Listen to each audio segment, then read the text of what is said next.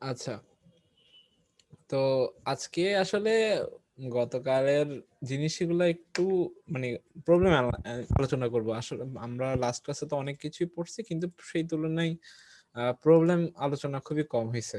তো আজকের এই যে এগুলো হচ্ছে গতকালের মানে লাস্ট ক্লাসে জিওমেট্রি ওগুলা। তো আশা করি সবার এগুলো মনে আছে। তো ওগুলার বেসিসে আমরা কিছু প্রবলেম আলোচনা করব। তারপরে হচ্ছে যে বাইসেকশন, হ্যাঁ বাইসেকশনের প্রবলেমটা সলভ করব, বাইসেকশন নিয়ে কিছু জানবো, বাইসেকশনের লিমিটেশনস। আর হচ্ছে যে ভেক্টর, ভেক্টরটা দেখাতে ভুলে গেছিলাম গতকাল, গতকাল বলতে ধর লাস্ট ক্লাস ভেক্টর জিওমেট্রি নিয়ে আলোচনা করব। ভেক্টর জিওমেট্রি, ভেক্টর দিয়ে আসলে না চমৎকার চমৎকার কিছু প্রবলেম সলভ করা যায়, কিন্তু দুঃখজনক বিষয় হইতেছে যে আমি ভেক্টর নিয়ে প্রবলেম খুঁজে পাইনি, আসলে আমি ভুলে গেছিলাম টোটালি। তো আমি এটা ইনশাল্লাহ দিয়ে দিব, কোনো তোমাদেরকে দেওয়ার ব্যবস্থা করবো। জাস্ট আমি আজকে ভেক্টরের বেসিক্সটা ধরাই দিব। আচ্ছা, আর হ্যাঁ, ওয়ার্ম আপের জন্য এখন আমরা খুব মজার মজার একটা প্রবলেম সলভ করবো সিএফ থেকে, জিওমেট্রি। তো শুরু করা যাক একটা প্রবলেম দিয়ে। সিএফ এর প্রবলেম মনে হয় এটা।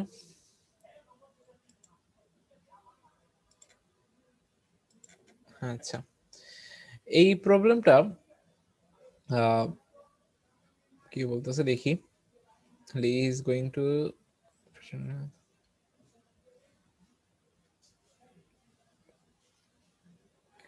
আচ্ছা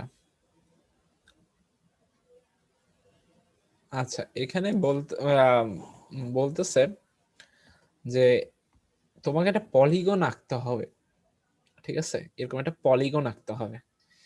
পলিগনের, পলিগন বা আমরা এটাকে বহুভুজ বলতে পারি। তো এই বহুভুজের প্রতিটা বাহু সমান। হ্যাঁ, তো বহুভুজটা এমন ভাবে আঁকতে হবে যাতে ওই বহুভুজের দুইটা বাহুর মধ্যে, দুইটা বাহু যেমন এই একটা বাহু এ বি, আর কে, এটা কি ডি না জে, কে জে, দুইটা বাহু এক্স অক্ষ আর ওয়াই অক্ষের সাথে সমান্তরাল, ঠিক আছে? তো আমাদেরকে এরকম বহুভুজ আঁকতে হবে। এখন প্রশ্নের ইনপুটটা হচ্ছে যে বাহু, মানে ভুজের বাহু, যেমন এখানে তিনটা বাহু, তিনটা বাহু দিয়ে এরকম কোনো কিছু আঁকা অসম্ভব আসলে, যেখানে এক্স অক্ষের সাথে সমান্তরাল থাকবে একটা বাহু, ওয়াই অক্ষের সাথে একটা সমান্তরাল থাকবে বাহু, তিনটা বাহু দিয়ে আঁকা অসম্ভব। তাই নো, চারটা দিয়ে সম্ভব, 12টা দিয়ে সম্ভব, 11টা দিয়ে সম্ভব, ঠিক আছে? তো আমাদেরকে বলতে হবে ইয়েস অর নো, আঁকা সম্ভব কি সম্ভব না। আমরা যদি একটু দেখি ইয়া দিয়ে কেমন সম্ভব, তিনটা দিয়ে কেন সম্ভব না। আচ্ছা, এটার নতুন একটা নেই।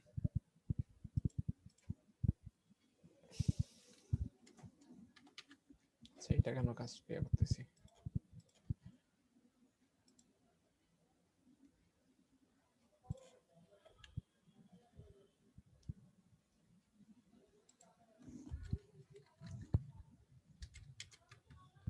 আচ্ছা, আমাদের টার্গেট ছিল কি এক্স অক্ষ ওয়াই অক্ষের সাথে, তাই না? তো আমি যদি তিনটা বাহু নিই, তিনটা বাহুকে কোনোভাবেই সম্ভব না এইভাবে যদি একটা বাহু আঁকি, এভাবে যদি একটা বাহু আঁকি, এবং এভাবে একটা বাহু আঁকি, তাহলে সম্ভব। কিন্তু সমস্যাটা হয়ে গেছে এইটা বড় হয়ে যাচ্ছে, এটা একটা পলিগন, মানে এটা রেগুলার পলিগন হচ্ছে না। যে রেগুলার পলিগন বলতে সবগুলো বাহু সমান, এটা সমান হচ্ছে না, তার মানে এটা সম্ভব না। অনুরূপ ভাবে আমি যদি চার নেই, চার নিলে এটা হচ্ছে না। সবাই একটু খাতা কলম নিয়ে বসিও। চার নিলে, সরি, চার নিলে হচ্ছে, এই যে চার নিলে আমরা এভাবে একটা আঁকতে পারি। আচ্ছা, এখন তাহলে এই প্রবলেমটা একটু দেখি আমরা, মানে একটু আই গেস করো যে তোমরা খাতায় এঁকে দেখো যে কিভাবে এটা সলভ করবা। নিজেরা নিজেরা একটু ট্রাই করো। 5 মিনিট, 5 মিনিট না 3 মিনিট, বেশি সময় নষ্ট করবো না। হ্যাঁ,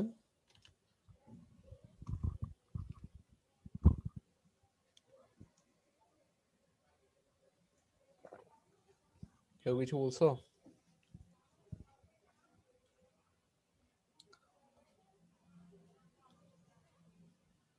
প্রশ্নটা বুঝো না এরকম কেউ আসো?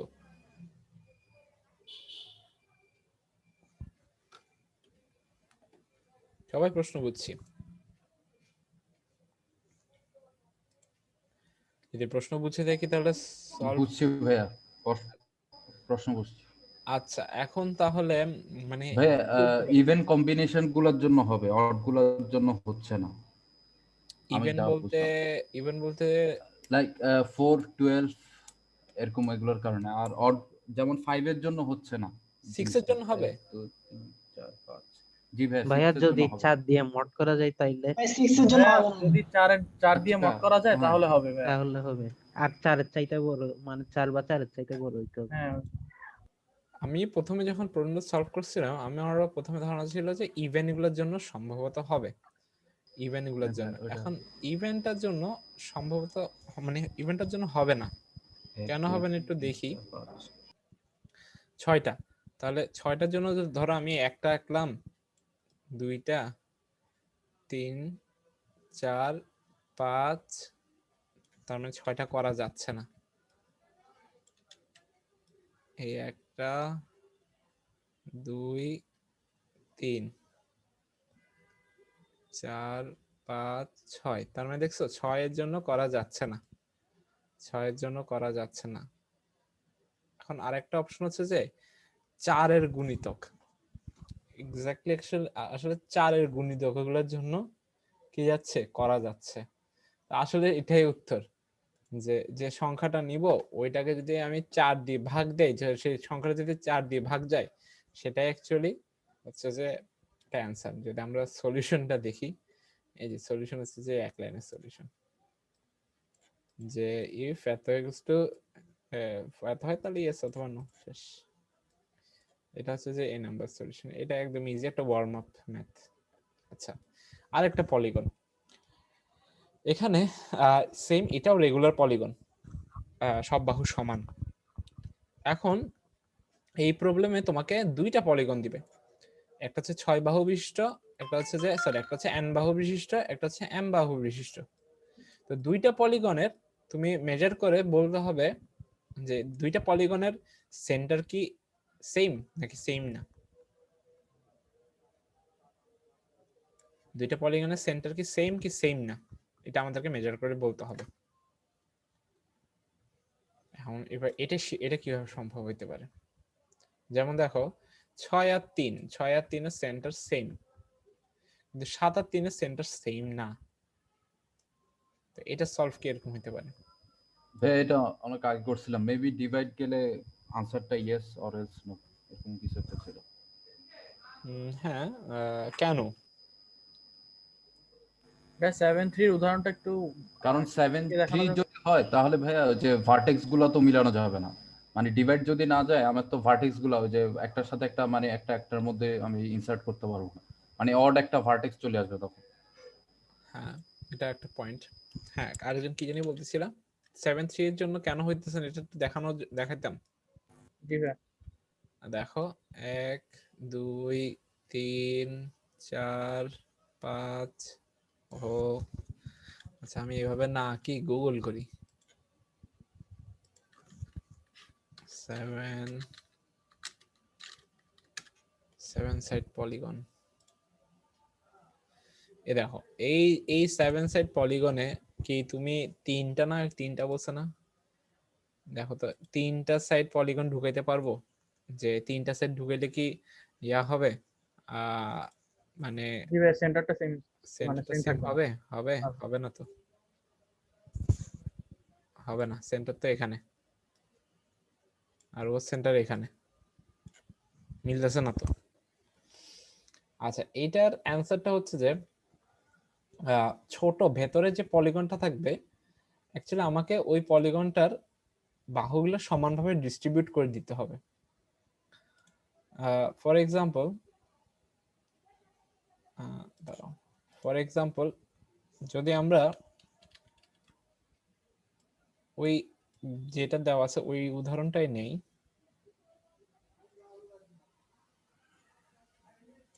তো এইখানে এটা কয়টা, 1 2 3 4 5 6, হ্যাঁ, এখানে দেখো তাদের সেন্টার, 2টা পলিগনের সেন্টার তখনই হবে যখন এই যে এই এই পলিগনটার বাইরের বড় পলিগনটার বাহুগুলা ইভেনলি বাকি ভেতরের পলিগনটার বাহুকে ডিস্ট্রিবিউট করে দেওয়া যাবে। ফর এক্সাম্পল, এইটা হচ্ছে যে 6 সাইডেড পলিগন, ঠিক আছে, আমি 3 সাইডেড পলিগন ভেতরে ইনসার্ট করতে চাচ্ছি। তাহলে দেখো তো এখানে 6টা বাহু কি ইভেনলি ডিস্ট্রিবিউট করা যাবে? ইভেনলি মানে সমান সমান ভাবে 3টা সাইডকে ডিস্ট্রিবিউট করা যাবে? হ্যাঁ যাবে। যেমন এইখানে এই 2টা সাইড এই বাহুকে দিলাম, এই 2টা সাইড এ বাহু, এই 2টা সাইড এ বাহুকে দিলাম, আর বাকি এই 2টা সাইড এ বাহুকে দিলাম, তাই না? তাহলে দেখা যাচ্ছে যে 2টা বাহু মানে ইভেনলি আমরা কি করতেছি, এই বাহুটাকে ডিস্ট্রিবিউট করতেছি। তার মানে ওদের সেন্টার অবশ্যই ইয়া হবে, একই হবে। তাহলে এটাও একদম ইজি প্রবলেম, যে বড় ত্রিভুজটা বড় পলিগনটার বাহুগুলো যদি আমি ছোট পলিগনটা বাহুকে ইভেনলি ডিস্ট্রিবিউট করতে পারি, তাহলে আমার হয়ে গেছে। এটা অ্যান্সার হবে ইয়েস, তোমার নো হবে। এই যে সেম এখানে একটা সলভ করে নিচ্ছি একটা কাজের কারণ হচ্ছে যে ওই এ বি এর মধ্যে বড়টা আমি আগে এ এর কাছে রাখতেছি। তো এরপর এটা যদি ইয়েস হয় তাহলে সরি এটা যদি ভাগ না যায় তাহলে নো হবে, আর যদি এটা ভাগ যায় তাহলে ইয়েস হবে। এটা সিম্পল, মোটামুটি সিম্পল জিনিস দিয়ে শুরু করতেছি। এইটা খুবই একটা ইন্টারেস্টিং প্রবলেম, ওয়াটার লিলি। এটা কেউ করছো?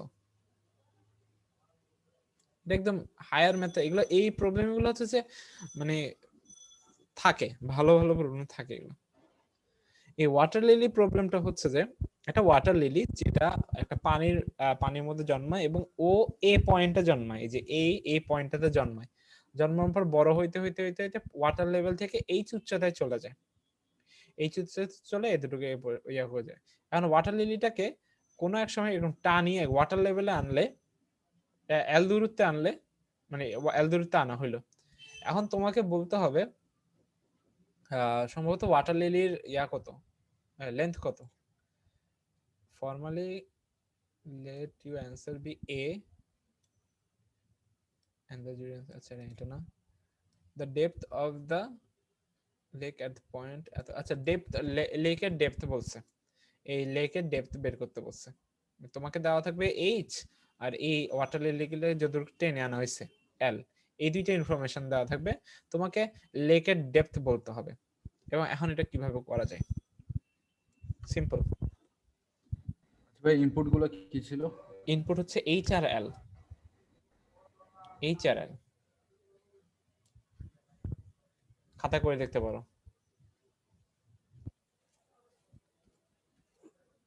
যেমন 1 এইচ হচ্ছে যে 1 মানে হচ্ছে যে এটা লেভেল থেকে যদি 1 উচ্চতায় হয় আর এটা যদি 2 মিটার দূরত্ব হয় তাহলে এটার ডেপথ হচ্ছে যে 1.5। এত চিন্তা করে দেখো।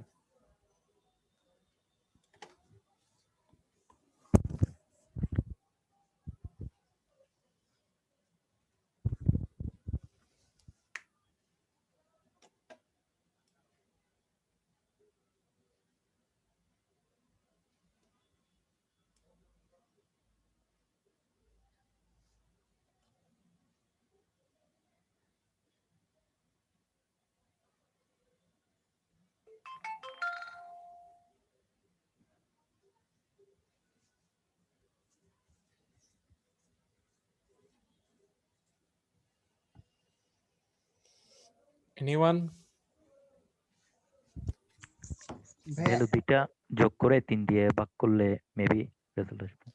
আমি বুঝি নাই কি বলছো, এইচ আর এল দুটোটা যোগ করে 3 দিয়ে মেবি ভাগ। 3 দিয়ে ভাগ কেন, লজিক কি? না ভাই এখানে অ্যাঙ্গেল দ্বারা কিছু করা যাবে? এই অ্যাঙ্গেলটা কি 45 ডিগ্রি? না না না, কোন অ্যাঙ্গেল দিয়ে কিছু অ্যাঙ্গেল বলে দিয়ে নেই। 45 ডিগ্রি হইতে পারে, 90 ডিগ্রি হইতে পারে, 70 ডিগ্রি, 75 ডিগ্রি, যা ইচ্ছে তা হইতে পারে। কেন এরকম হইতে পারে যে এলটা বিশাল লম্বা?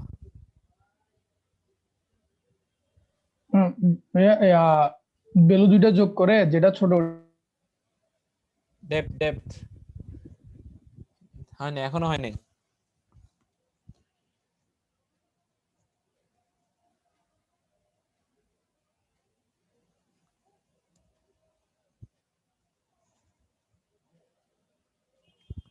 আচ্ছা একটু দেখি এটা কোন একটা কন্টেস্টে দিছিল মনে হয়, কন্টেস্টে কে কে পারছে।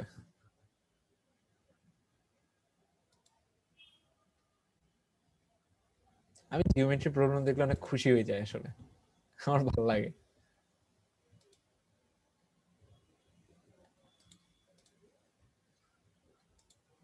পারি তো এই জন্য।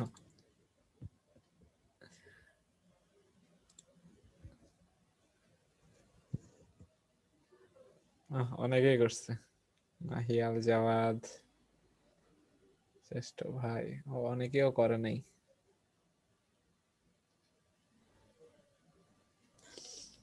ভাই এটা টাস্ক হিসেবে রেখে দেন না। না না না, এটা মজার জিনিস। আমি আরেকটা হিন্টস দিই তোমাদেরকে, পিথাগোরাস কল্পনা করো, পিথাগোরাস দিয়ে চিন্তা করো। এই প্রবলেমটা উদ্দেশ্য হচ্ছে যে এটা পিথাগোরাস তোমাদেরকে মাথায় আনানো, যে ট্রাই করবা পিথাগোরাস যাতে অ্যাপ্লাই করতে। ভাইয়া কোয়েশ্চেনটা কাইন্ডলি আরেকবার বলবেন, কোয়েশ্চেন হচ্ছে যে না হলে একটু উপরে আচ্ছা, স্লাইড করলেও হয়ে যাবে। আচ্ছা ভাইয়া, এখানে হ্যাঁ। কি এলটা আর ওই যে আমার অতিভুজটা কি সেম আসতেছে কোনোভাবে? এই যে এল এল আর এ এর অতিভুজ যেটা, এটা কি সেম মানে না লেন্থ? এটা কখনো সেম, এটা সেম হইতে পারে নাও হইতে পারে, না হওয়ার সম্ভাবনা না। দাঁড়াও আমি দেখি, না এলটা কখনোই অতিভুজ হবে না, কখনোই হবে না। আচ্ছা কোয়েশ্চেনটা আরেকবার বলি তোমাদেরকে। কোয়েশ্চেনটা হচ্ছে যে এই এ এ থেকে শুরু করে এইচ পর্যন্ত একটা ওয়াটার লিলির দৈর্ঘ্য, ঠিক আছে? এবং এই ওয়াটার লিলিটাকে একটা পর্যায়ে, মানে ওয়াটার লিলিটা ওয়াটার লেভেল, এই যে এটা হচ্ছে ওয়াটার লেভেল, এই ওয়াটার লেভেল থেকে এইচ উচ্চতায় আছে, ঠিক আছে? এইচ উচ্চতায় আছে এবং একটা পর্যায়ে ওয়াটার লেভেলটাকে টেনে আনি আমি এখানে আনছি। তো এই সোজা অবস্থায় সে যেটুকু ছিল টেনে আনার পর এল দূরত্ব পর্যন্ত আনছি, আনার পর মানে একটা লেন্থ পাইলাম এল। এখন তোমাকে অ্যান্সার করতে হবে এই ওয়াটার লেভেলটা কত, ডেপথ কত, এই ওয়াটার লেভেলের ডেপথ কত। ভাইয়া sine 90 degree into L. Sine 90, sine 90 degree into L, না দাঁড়াও আমি আবার দেখি। সাইন 90 ডিগ্রি, সাইন 90 ডিগ্রি কেন বললা? এই তুমি এটা ধরছো, এটা কোন ধরছো? না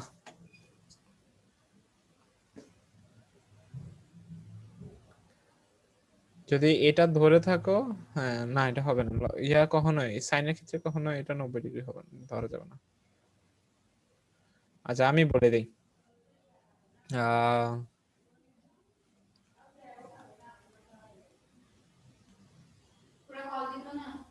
পিথাগোরাস থেকে কেউ পারতেছো না, সমস্যা নাই।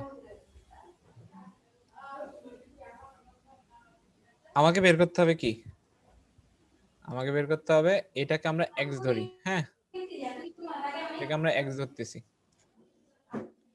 তাহলে এই ওয়াটার লিলিটার দৈর্ঘ্য কত, পুরো ওয়াটার লিলির দৈর্ঘ্য কত? এইচ প্লাস এক্স না? জি ভাইয়া। H plus x.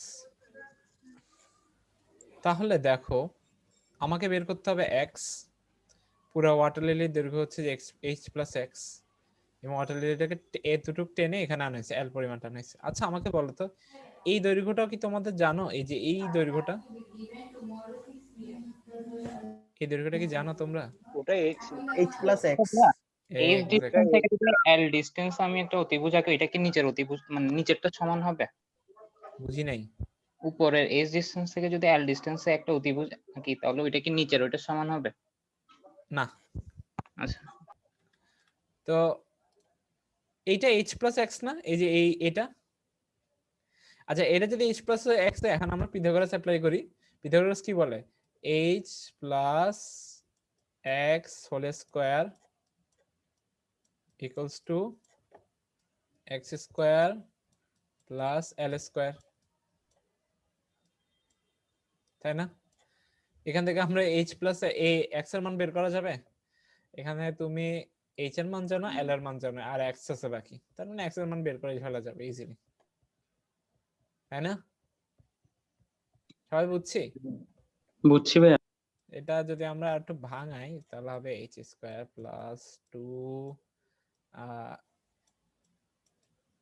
এইচ, ইয়াটা এইচ স্কোয়ার এখানে কাটাকাটি যাবে, এল স্কোয়ার আলটিমেটলি হবে আলটিমেটলি কি হবে, আলটিমেটলি হবে x equals to equal to l square minus h square which divide by 2h। এটা आंसर। তুমি একদম ইজি, তুমি জাস্ট ইনপুট নিবা, ইনপুট নিবা, h আর l ইনপুট নিবা, ইনপুট নেওয়ার পর এই সূত্রটার মধ্যে দিয়ে দিবা, ঠিক আছে? এই যে ইনপুটটা নিয়ে এই সূত্রের মধ্যে দিয়ে দিবা, এখানে জাস্ট প্রিসিশনটা একটু খেয়াল রাখতে হবে।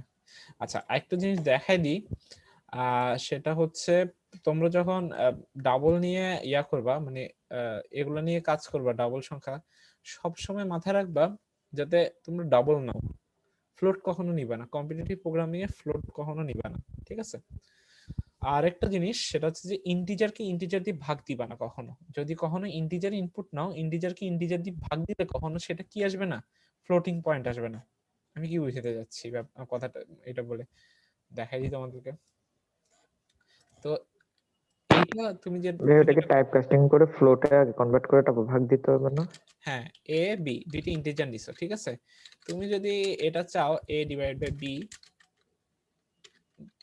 ঠিক আছে, এটা করতে চাও, এটা কিন্তু তোমাকে ইয়া দিবে না, ভগ্নাংশ দিবে না, এটা ইন্টিজার দিবে। কেন দিবে? কারণ এটা হচ্ছে যে কি, এটা নিজে একটা ইন্টিজার। তো যেটা করতে পারো সেটা হচ্ছে যে টাইপকাস্ট করে দিতে পারো, একটাকে করলেই হয়ে যাবে টাইপকাস্ট করলে। এই ভুলটা সবাই করে সিল আর ফ্লোটের ক্ষেত্রে। তো যেমন কিছু কিছু প্রবলেমে আসলে কন্টেস্ট টাইম এটা হয় বেশি। আমি এটা করতে চাচ্ছি, এটা করতে যাচ্ছি, প্রথম টেস্ট কেস এগুলো ঠিকঠাক আসবে, আসার পর সাবমিট দিলা, দেখলা কি রং অ্যান্সার, পুরা লজিক ঘেটে একটা একাকার অবস্থা করে ফেলছো, কিন্তু কোনো মানে ভুল খুঁজে পাচ্ছ না, ভুল কোথায়। তারপর কন্টেস্ট শেষ হলে দেখবা যে এই যে সিল, এই জায়গাটাতে ঝামেলা, এই জায়গাটাতে ঝামেলা কেন হচ্ছে, সে সিল কাকে করবে, একটা ভগ্নাংশকে তো সিল করবে, তাই না? সিল মানে কি? সিল মানে হচ্ছে একটা ভগ্নাংশের উপরস্থ যে পূর্ণ সংখ্যাটা, তাই না? এখন একটা ভগ্নাংশের উপরস্থ পূর্ণ সংখ্যাটা তখনই পাবে যখন ওইটা ভগ্নাংশ হবে। এখন দেখো, এইটাও এ ও ইন্টিজার, বি ও ইন্টিজার, তাহলে ইন্টিজার বা ইন্টিজার নিশ্চয়ই ভিতরে একটা ইন্টিজার দিবে, আর ইন্টিজারকে কি সিল করবে? আমাকে তো ভগ্নাংশ করতে হচ্ছে। তাই কখনো যদি দুইটার সঙ্গে ইন্টিজারকে সিল করতে যাও, তাদের ইয়ারকে সবসময় ডাবল টাইপকাস্ট করে দিবা। আর যদি না হয় তাহলে ইয়া করে দিবা, এই যদি বেশি প্যারা লাগে ডাইরেক্ট ডাবলে নিয়ে নিবা সবগুলোকে, সিম্পল। ওকে, তো ওয়াটার লিলি এই প্রবলেমটাও গেল, ভেরি মাচ ইন্টারেস্টিং প্রবলেম।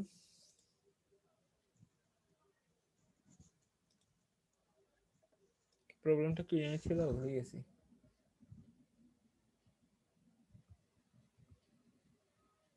এটা তো মানে রিসেন্ট একটা প্রবলেম।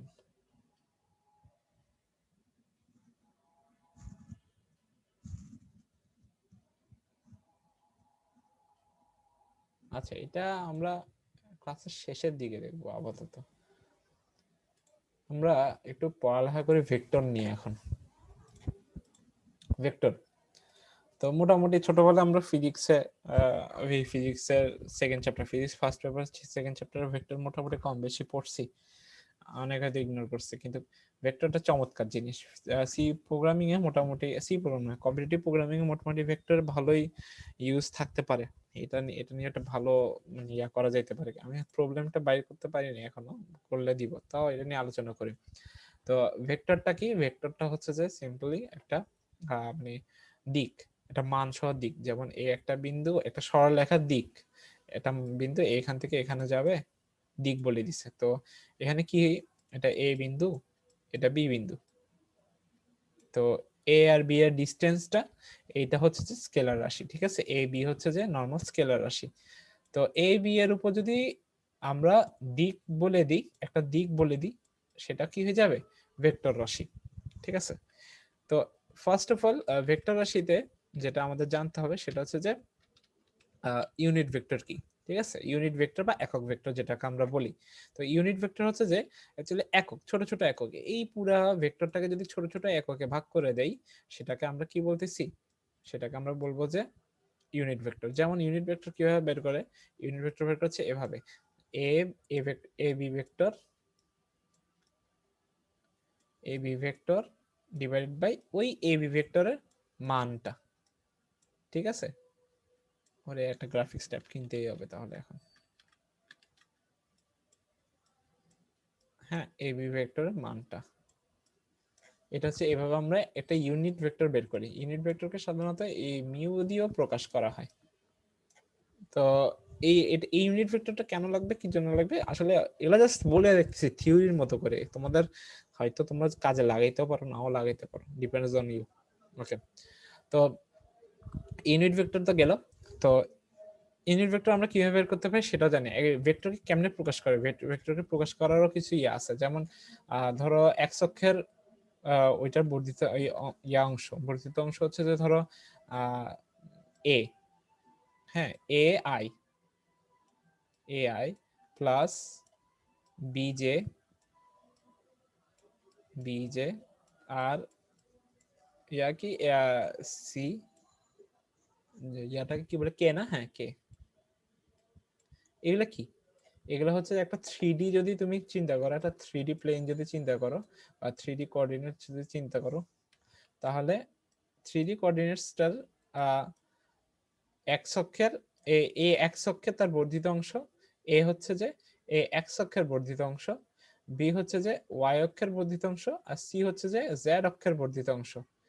এখানে এখানে বর্ধিত, এটা 3D প্লেনে এই জায়গায় হবে, এইটা একটা ভেক্টর। এভাবে আমরা ভেক্টরকে প্রকাশ করি। তো এটাকে যদি আমরা তাদের মান, এই যে এ বি ভেক্টরের মান, এই মান কিছু একটা স্কেলার রাশি হবে, 5 6 7 8 9 10 কিছু একটা হবে। তো এটা দিয়ে আমরা যদি ভাগ দিই আমরা একটা ইউনিট ভেক্টর পাচ্ছি। এটা হচ্ছে একটা ইউনিট ভেক্টরের কনসেপ্ট। ওকে, এখানে আমরা কিছু জিনিস পড়বো, মানে একটা খুব ইন্টারেস্টিং জিনিস পড়বো, সেটা হচ্ছে যে ক্রস গুণন, ডট গুণন। এই জিনিস, এই দুইটা জিনিসের সিগনিফিকেন্ট অনেক বেশি। অনেকে হয়তো এগুলো নিয়ে আমরা ইয়াতে উদ্ভাস বা যে যেখানে পড়ছি ওখানে এগুলো নিয়ে অনেক অঙ্ক করছি, যে ওই নদী পারাপারের অঙ্ক আছে, তারপরে গুলির কিছু অঙ্ক আছে, দুইটা বল একসাথে ধাক্কা দিচ্ছে, উদ্ভাস, এগুলোতে যারা করছো ওগুলাতে পাবা হয়তো। ওগুলো ইয়াতেও কম্পিটিটিভ প্রোগ্রামিং এ মোটামুটি আসে। ভেক্টর খুবই দারুণ একটা জিনিস, এটা দিয়ে একটা দুইটা সলভ করলে লোভ লেগে যাবে এরকম অবস্থা। তো আগে একটু ক্রস গুণনটা পড়ে নি। ক্রস গুণনটা অ্যাকচুয়ালি কি, দুইটা ভেক্টর, এই একটা ভেক্টর আর এই একটা ভেক্টর, দুইটা ভেক্টরের ক্রস গুণন হচ্ছে যে, মানে যে ক্রস গুণের ফলে যে জিনিসটা পাবো সেই জিনিসটা হচ্ছে যে এটা। আমরা সবাই জানি ক্রস গুণন, দুইটা ভেক্টরকে যদি আমরা ক্রস গুণন করি আমরা কি পাবো, একটা ভেক্টর রাশি পাবো না একটা স্কেলার রাশি পাবো, কেউ বলতে পারবা? ভেক্টর রাশি। ক্রস গুণন ভাই ডট করলে জি ভাই ভেক্টর পাবো, দুইটা ভেক্টরে আসবে ভাই। ও আচ্ছা, ধরো ডট করলে, আমি ডট পড়াই দিছি, আমি ক্রস বলতেছি কেন, হ্যাঁ সরি, ডট করলে ভাই আসবে স্কেলার। হ্যালো, হ্যাঁ একটু দাঁড়াও, আমি একটা কল আসছে। আমার কথাগুলো মনে হয় কেটে যাচ্ছে।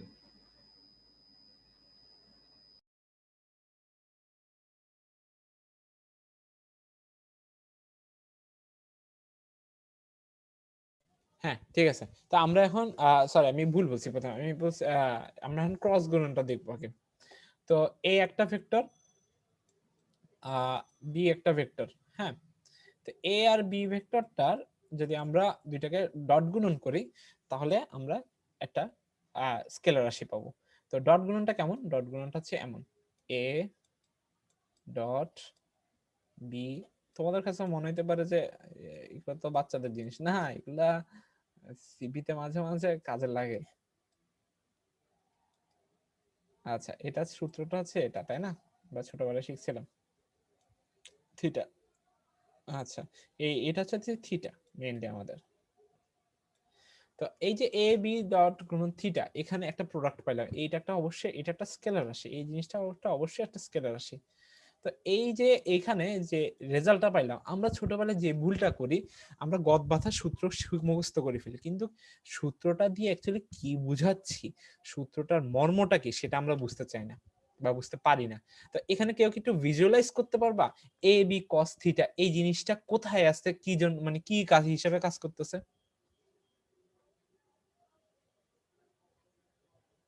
এনিওয়ান? এটা ভিজুয়ালাইজ করতে পারো, ফিল করাইতে পারবা যে এ বি cos থিটা এই জিনিসটা অ্যাকচুয়ালি কি? ভাইয়া লব্ধি হ্যাঁ, লব্ধি বলতে তুমি কি বোঝাচ্ছ? আমরা দুটাকে যদি শক্তি ধরে নিই মানে দুটার মিলিত শক্তি যে দিক দিয়ে প্রবাহিত হবে। ওইটা তো ইয়া হচ্ছে, ওইটা তো ক্রস গুণন হয়ে যাচ্ছে। এর সাপেক্ষে বি এর লম্ব বিক্ষেপ। হ্যাঁ, লম্ব অভিক্ষেপ।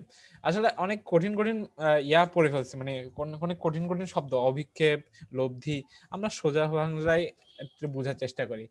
এই যে এ বি দুইটাকে আমরা এভাবে কল্পনা করি যে এটা হচ্ছে জামিল স্যার।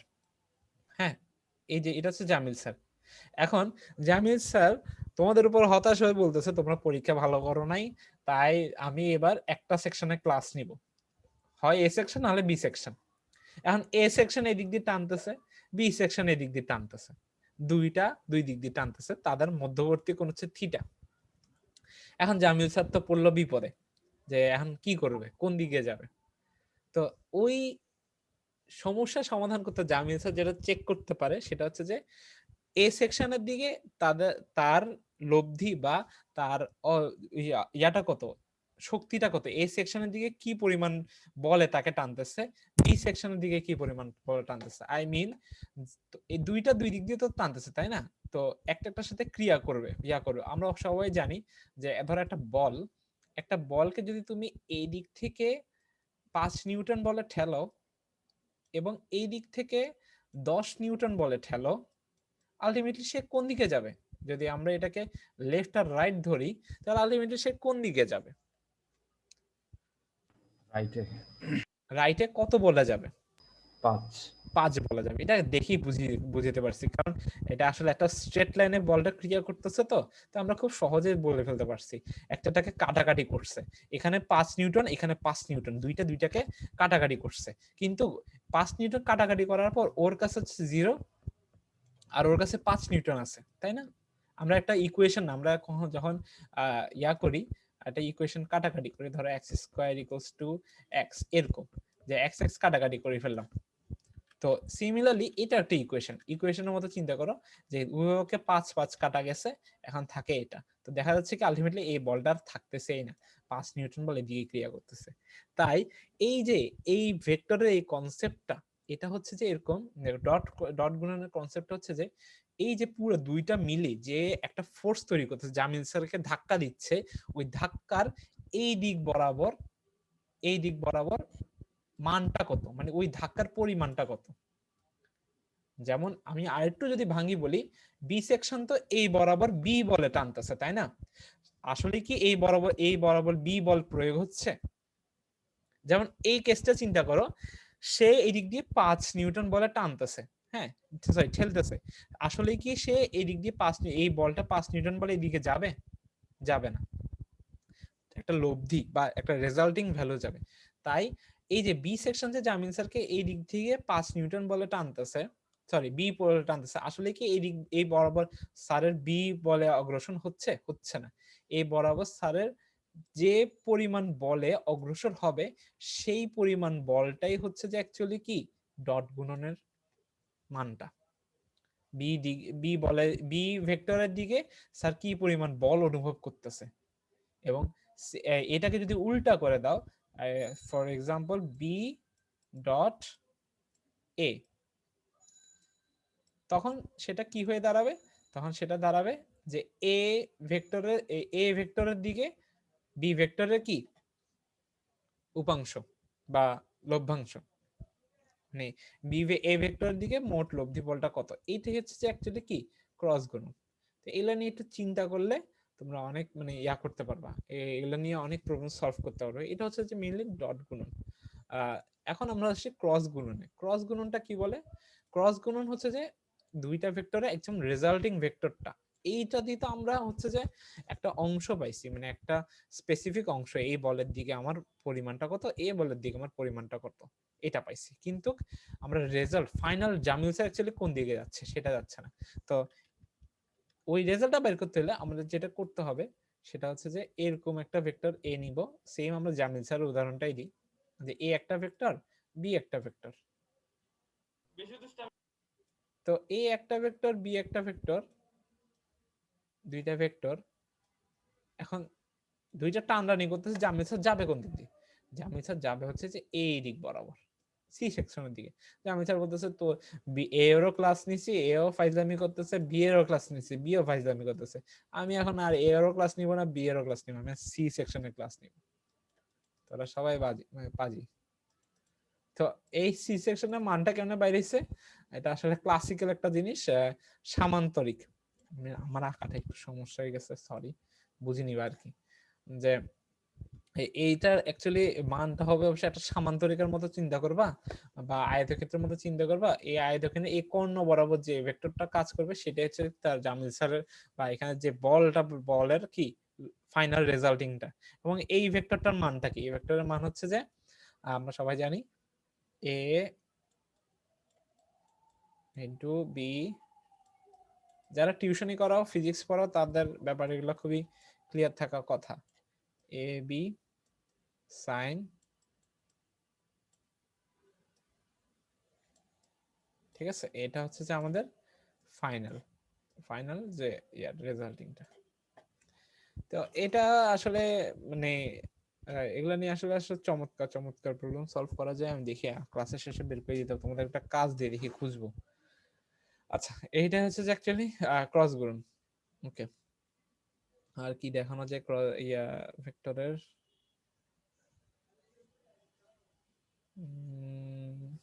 তারা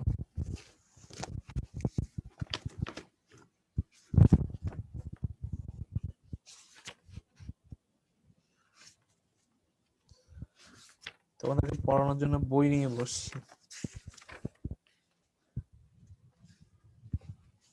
আচ্ছা ভাই, একটা কোশ্চেন। হ্যাঁ বলো।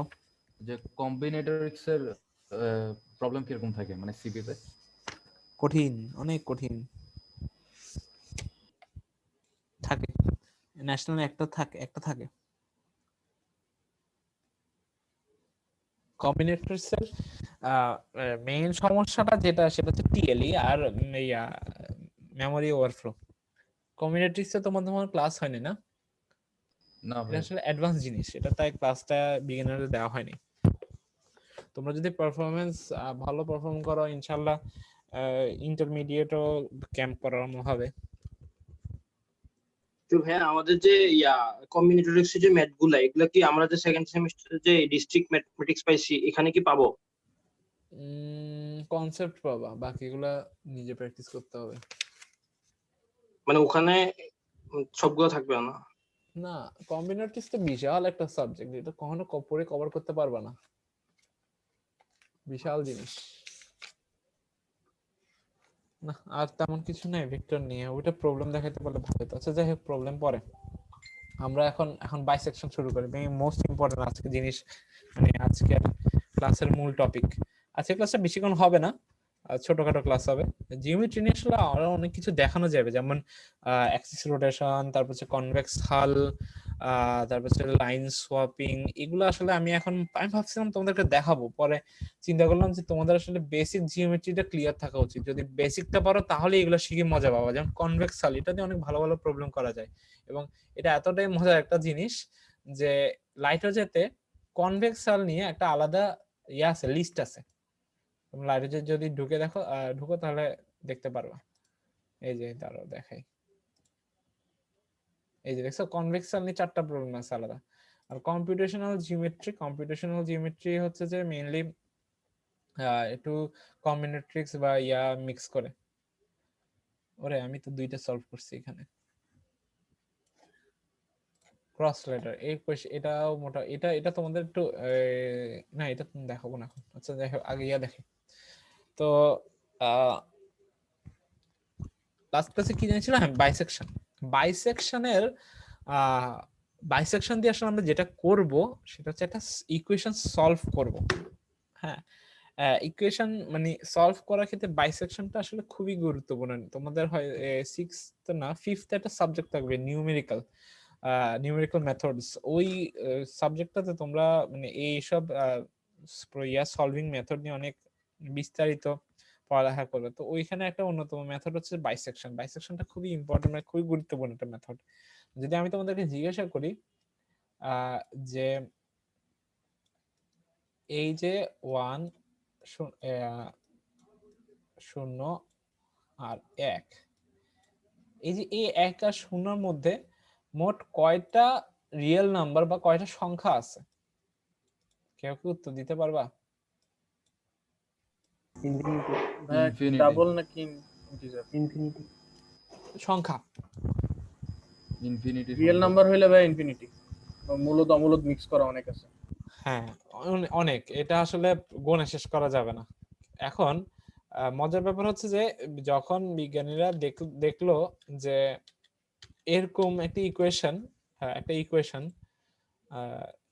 দিলাম, এই ইকুয়েশনের রেঞ্জ হচ্ছে যে এত থেকে এত, এতর মধ্যে আমাদের যে কোনো একটা রেজাল্ট বের করতে হবে। তো এখানে তো ইনফিনিটির সংখ্যক, যদি আমি লুপ চালাই, এরকম করি যে ধরো 0 পয়েন্ট প্রতিবার ইনক্রিমেন্ট করবো, এটা 0.001, তো এত করে ইনক্রিমেন্ট করলেও মোটামুটি বিশাল সংখ্যক মানে সংখ্যা দাঁড়া যাবে, যার কারণে আমরা যথাযথভাবে চেক করতে পারবো না। তো বিজ্ঞানীরা যেটা বের করলো সেটা হচ্ছে ওরা ভাগ করে করে করবে। যেমন দেখো প্রতিবারে আমরা ভাগ করবো, যে এত বিশাল ইনফিনিটি সংখ্যক সংখ্যা থেকে আমরা ভাগ করতে করতে করতে করতে একটা ক্ষুদ্র ইয়াতে চলে যাবো। প্রথমে আমরা হচ্ছে যে এটা এল নিব, এটা আর নিব, ঠিক আছে?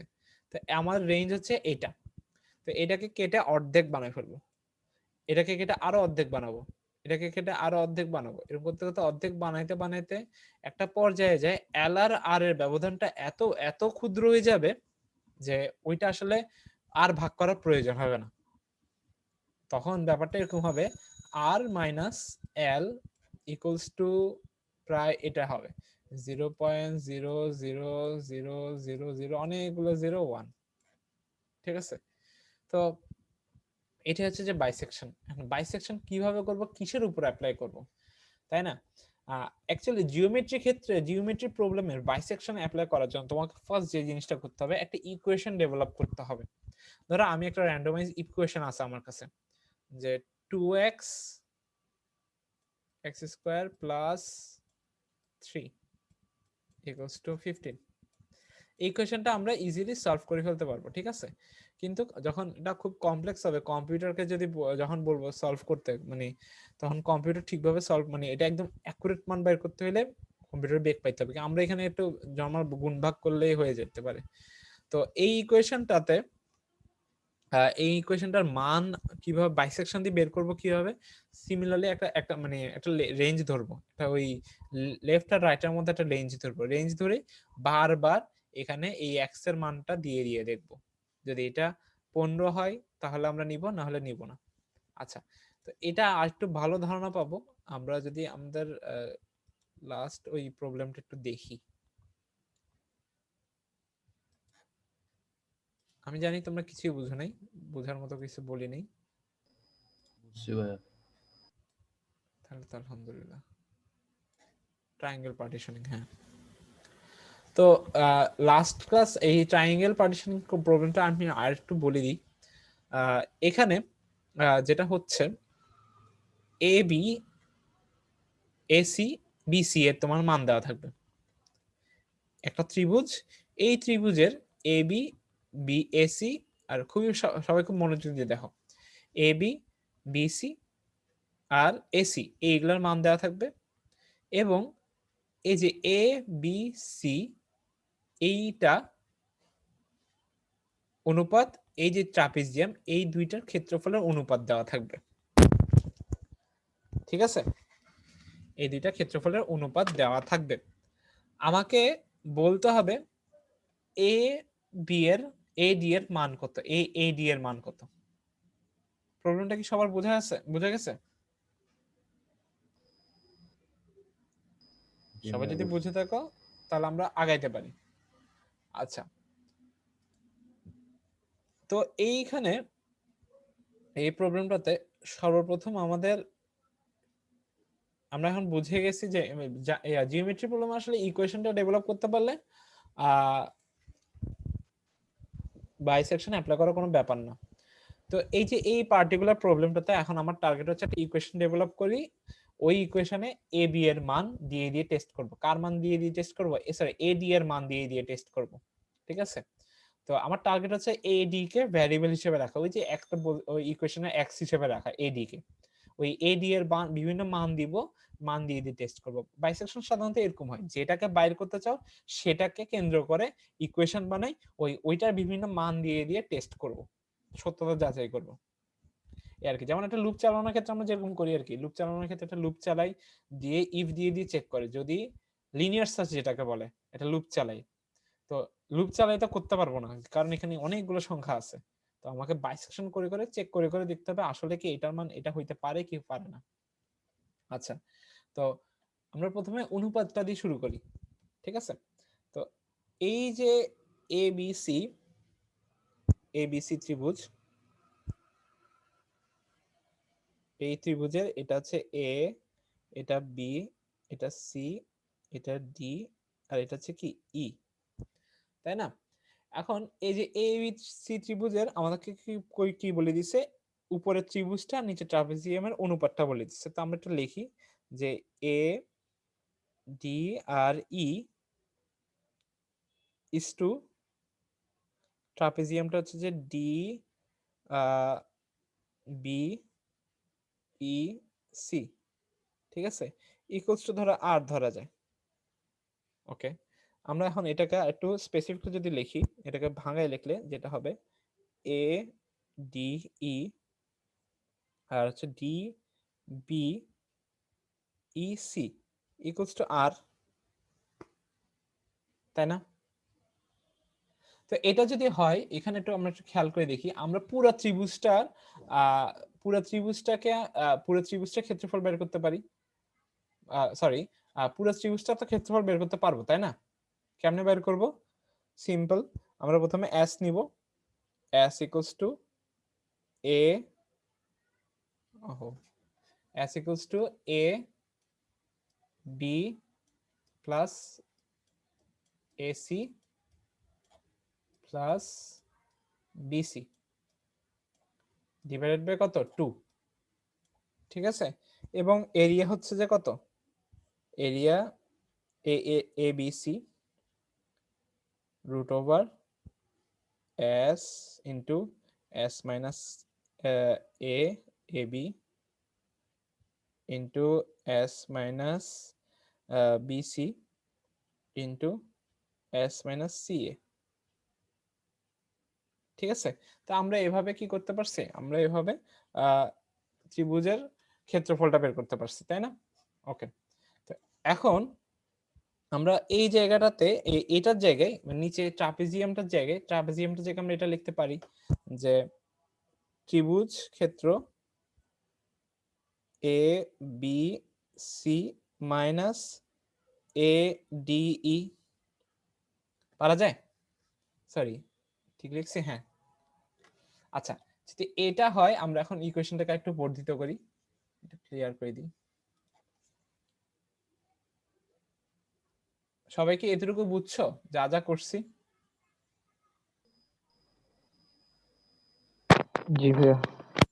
আচ্ছা, তো এতটুকু যদি বুঝে থাকো, এখন আমরা এই ইকুয়েশনটাকে একটু ফ্রিলি লিখলে কি হয়, ADE আর ADE ডিভাইড বাই BC এত, তাহলে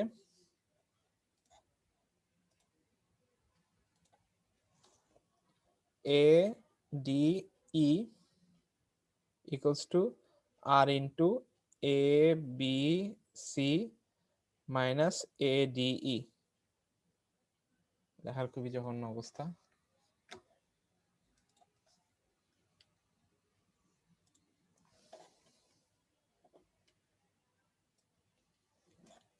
হ্যাঁ, তো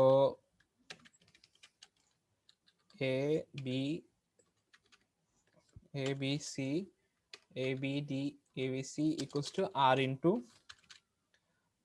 ABC minus ADE।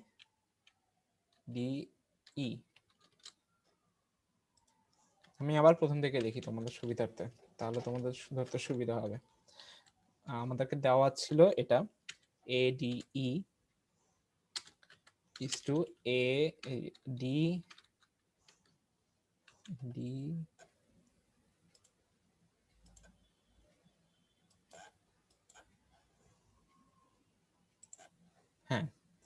তো ADE is to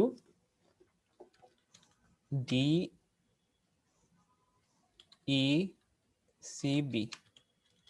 equals to R দেওয়া ছিল, ঠিক আছে।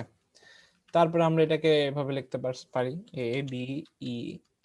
ADE is to, এটাকে লেখা যায় এটা ত্রিভুজ ABC মাইনাস ADE, নিঃসন্দেহে লেখা যাবে। এটা কেন লেখা যাবে এটা বুঝছো সবাই, যে জি ভাই, বুঝতে পারছি। ABC এটা থেকে যদি ADE দাও তাহলে এইটা পাবা। ওকে, তার পরবর্তীতে এখন এটাকে ভাগ আকারে লিখলে, এটা যদি এটা ভাগ আকারে লিখছি পরবর্তী লাইনে, তোমাদের বুঝার সুবিধার্থে একদম ভেঙে ভেঙে লিখতেছি। আচ্ছা, এরপরে গুণ করছি, গুণ করার পর এখন যদি আমরা পক্ষান্তর করি তাহলে যেটা হয় ADE plus R into ADE equals to ABC, এবং এখানে ADE কমন নিব, ADE কমন নিব, ADE ইকুয়ালস টু কত লেখা যায়, ABC divided by 1 plus R, একটা ইকুয়েশন পাই গেছি, ঠিক আছে। তো এই ইকুয়েশনে এই সাইডটা আমাদের নোন, এই সাইডটা আমাদের নোন জিনিস, কেন আমরা ABC ত্রিভুজের মান বের করতে পারবো, এবং 1 প্লাস R, R তো দেওয়া আছে আমাদেরকে ইয়াটা। এখন এইখানে আমরা একটু এটাকে ভাঙাবো। আচ্ছা, একটা প্রপার্টিস, এটা তোমরা জানো নাকি আমি জানি না, যখন একটা ত্রিভুজের এখানে কিন্তু দেখো এই যে DE বাহুটা সবসময় BC এর সমান্তরাল হবে, বলছে DC এর সমান্তরাল হবে। তো যখন একটা বাহু, একটা ত্রিভুজের কোন একটা বাহু তার মধ্যস্থ কোন একটা বাহু সমান্তরাল হয়, তখন আমরা এটাকে এভাবে লিখতে পারি যে AD ডিভাইডেড বাই এই যে AD divided by AB, AD divided by AB equals to AE। এটা খুবই চমৎকার একটা জিনিস, এটা তোমাদের কাজে লাগবে এই ফর্মুলাটা। AC এই যে AE divided by AC equals to, তারপরটা কে বলতে পারবা কি হতে পারে, DE বাই BC। হ্যাঁ, DE বাই BC, এটা খুবই চমৎকার জিনিস, এটাকে আমরা কাজে লাগাইতে পারি। আচ্ছা, এখন আমাদের চ্যালেঞ্জ হচ্ছে এই ত্রিভুজটা ক্ষেত্রফলটা বের করা। হ্যাঁ, আচ্ছা, এই ত্রিভুজের ক্ষেত্রফল আমরা কিভাবে বের করব? ত্রিভুজের ক্ষেত্রফল আমরা জানি রুট ওভার এত ইনটু এত, ঠিক আছে। তো এটা আমরা ওইভাবে বের করা যায় যে ওই এস এর সূত্রটা দিয়ে বের করা যায়, ঠিক আছে। তো এস এর সূত্রে এস কি বলে, এস হচ্ছে যে এস এর কথা বাদ দাও, আচ্ছা এসটা আমরা বাদ দিলাম, আমরা ইয়া দেখি এ বি এর মানটা বের করতে চাই, আমরা এ বি তো নির্ণয় করতে যাচ্ছি, তাই না। তো এ বি এর মতো, এ বি এর মতো থাকলো, এটা হচ্ছে আমাদের টার্গেট। এখন এ ই লাগবে, এ ই বের করব, তখন এ ই বের করি, ধরো এ ই, তাহলে এই দুইটা নিলাম, তাহলে এ ইকুয়ালস টু, কমপ্লেক্স লাগবে কিন্তু কিছু করার নেই। আচ্ছা দাঁড়া একটু দাঁড়া, আমি বাসায় কি আসি, দরজা খুলে আসি।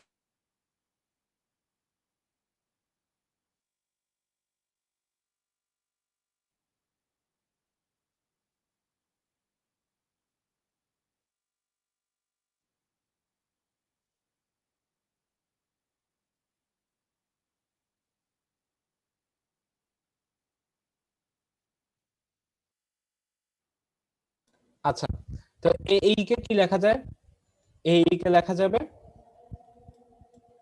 এ ডি ইন্টু এসি, তাই না, ডিভাইডেড বাই কি এ বি, এবং লাস্টলি ডিই কে কি লেখা যাবে, ডিই কে লেখা যাবে এডি ইন্টু হ্যাঁ বিসি ডিভাইডেড বাই এবি।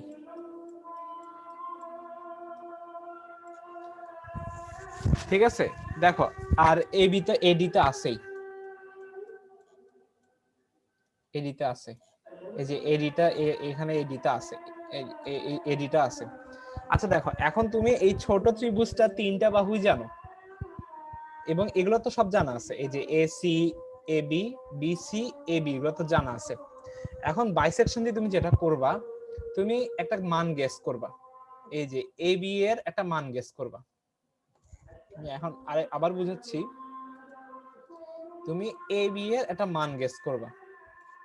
এখন এই মান গেস করি তুমি এ ই নির্ণয় করবা, ডি ই নির্ণয় করবা। ধরে নিচ্ছি আমি এখন আপাতত এডি এর মান 1 গেস করছি। আমি এডি এর মান যদি 1 গেস করে থাকি তাহলে এই বের করতে পারবো, ডিই বের করতে পারবো। পারবো কি পারবো না? পারবো ভাইয়া। পারা যাবে। তো A B A E DE যদি পাই যায় তাহলে আমি ত্রিভুজ এ বি এ ডিই বের করতে পারবো। পারবো। এবার আমি জাস্ট দেখব যে আমি 1 গেস করার ফলে এডিই এর যে মানটা আসছে এই মানটা কি এটা সমান নাকি এটা থেকে বড় নাকি এটা থেকে ছোট? পুরো প্রসেসটা বুঝছো? এটা চিন্তা করো না, আজানটা শেষ হোক।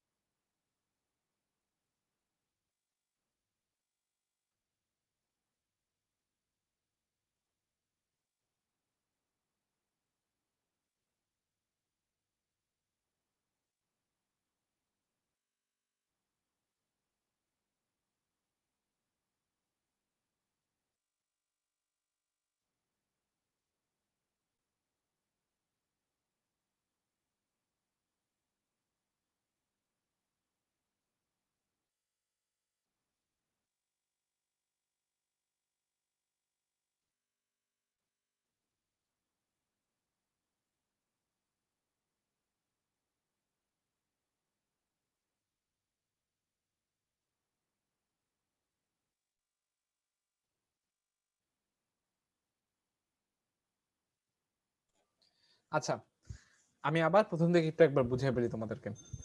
এইটা হচ্ছে আমাদের ইকুয়েশনটা দেওয়া আছে, উপরে ট্রায়াঙ্গেল আর নিচে ট্রাপিজিয়ামের রেশিওটা। তো ওই রেশিওটাকে, এই ইকুয়েশনটাকে মডিফাই করে আমরা এই একটা ইকুয়েশন বানাইছি। এই ইকুয়েশনটা কেন বানাইছি? এই ইকুয়েশনটা হচ্ছে যে আমরা এ বি এর একটা মান গেস করার পর ওই যে মানটা কি সঠিক হইছে, মানটা কি আমরা বেশি নিয়ে ফেলছি না কম নিয়ে ফেলছি, এটা বোঝার জন্য আমরা এই ইকুয়েশনটা ব্যবহার করব। কেমনে ব্যবহার করব? আমরা প্রথমে এ বি এর একটা, আচ্ছা এইখান থেকে তো আমরা এ এ ই আর ডি এর মান পাইছি, তাই না? এখান থেকে আমরা এ ই আর ডি এর মান পাইছি। তো এ ডি এর একটা মান গেস করব, ওই মানটা গেস করার পর আমরা এ ই আর ডি বের করব। তো এ ই ডি বের করার পর আমরা ত্রিভুজ এ ডি বের করে ফেলছি। এরপর আমি টেস্ট করব যে আমার যে এ ডি এর যে মানটা নিছি, এইটা যে মানটা গেস করছি সেটা কি সঠিক নাকি সেটা থেকে একটু বাড়াইতে হবে না কমাইতে হবে। আচ্ছা, এখন এখানে আসি একটু অবজারভেশনে আসি আমরা, যে আমি একটা এডি এর মান গেস করলাম। হ্যাঁ, গেস করার পর আমি এডিই ত্রিভুজের ক্ষেত্রফল বের করলাম। এই ত্রিভুজের ক্ষেত্রফল বের করার পর দেখা যাচ্ছে যে এইটার মানটা আমার এক্সপেক্টেড মান থেকে বড় হয়ে গেছে। তাহলে আমার কি এ বি গেস করা সঠিক হয়নি? তো আমি জানি এখন আমি বড় গেস করে ফেলছি না ছোট গেস করে ফেলছি, কেমনে বুঝবে? মানে তোমাদের কি ধারণা?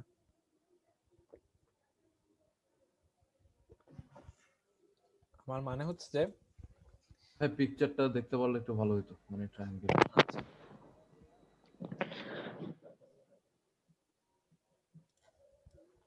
তো এটা মুছে দিই।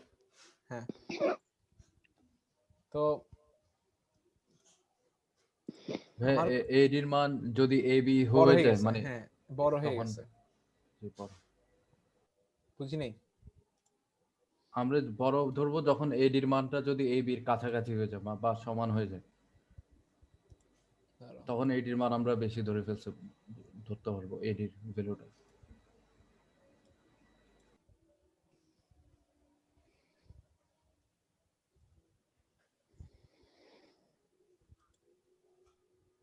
আচ্ছা, তো একটা গেস করার পর আমি দেখতেছি যে এডি এর মানটা আমার এক্সপেক্টেড মান থেকে অনেক বড় হয়ে গেছে।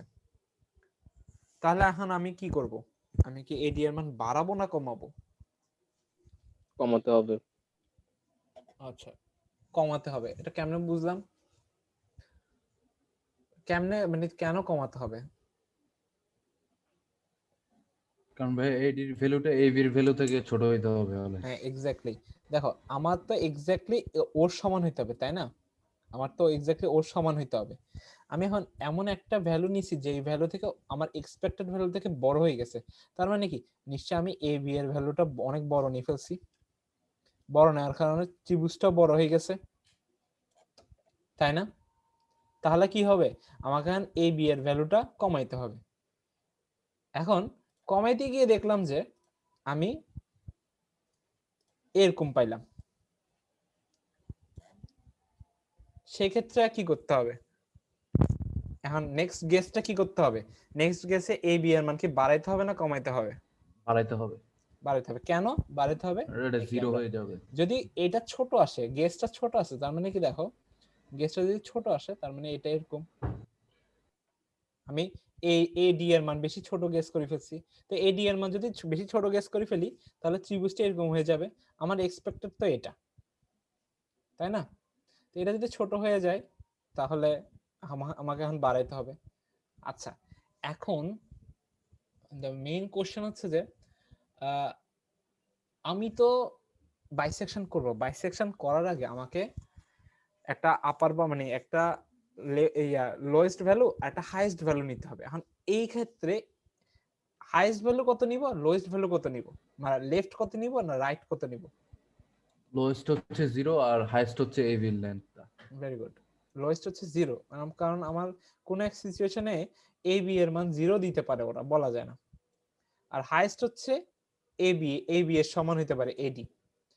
তার মানে এইটা হচ্ছে যে আমার মানে ইয়াটা এ বি। আমি প্রথমে এইভাবে সার্চ করা শুরু করব। প্রথমে একদম তাদের মিডল পয়েন্টটা, ঠিক আছে, তাদের একদম বরাবর মিডল পয়েন্টটা দিয়ে সার্চ করব। ধরো এটা যদি হয় এ বি এর মান যদি হয় ধরো 5, তাহলে আমি প্রথমে 2.5 দিয়ে স্টার্ট করব। তো 2.5 দিয়ে স্টার্ট করে ধরো আমি এই জিনিসটা এই পয়েন্টে পাইছি।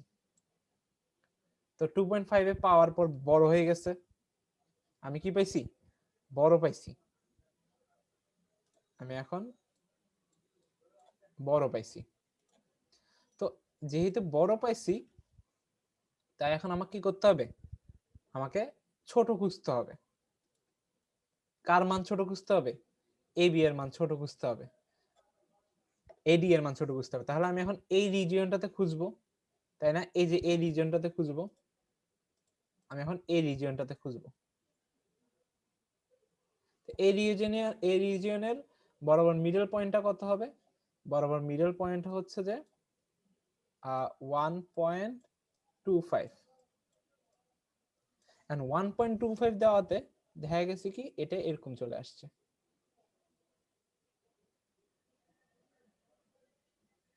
এটা ছোট হয়ে গেছে না? এখন ছোট হয়ে গেছে না?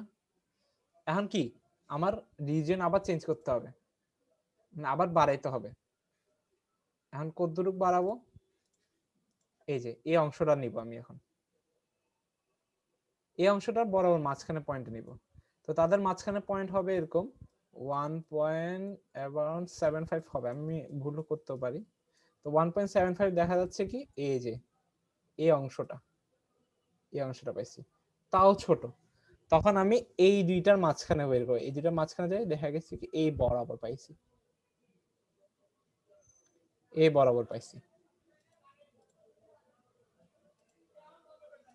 এই যে এই বরাবর পাইছি।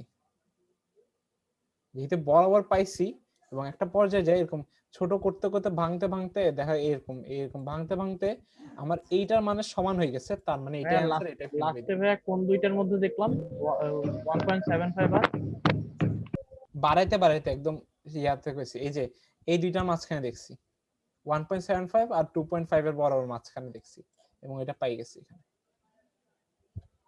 বুঝতে পারছি? তো এটা যদি কোডটা দেখা যায়,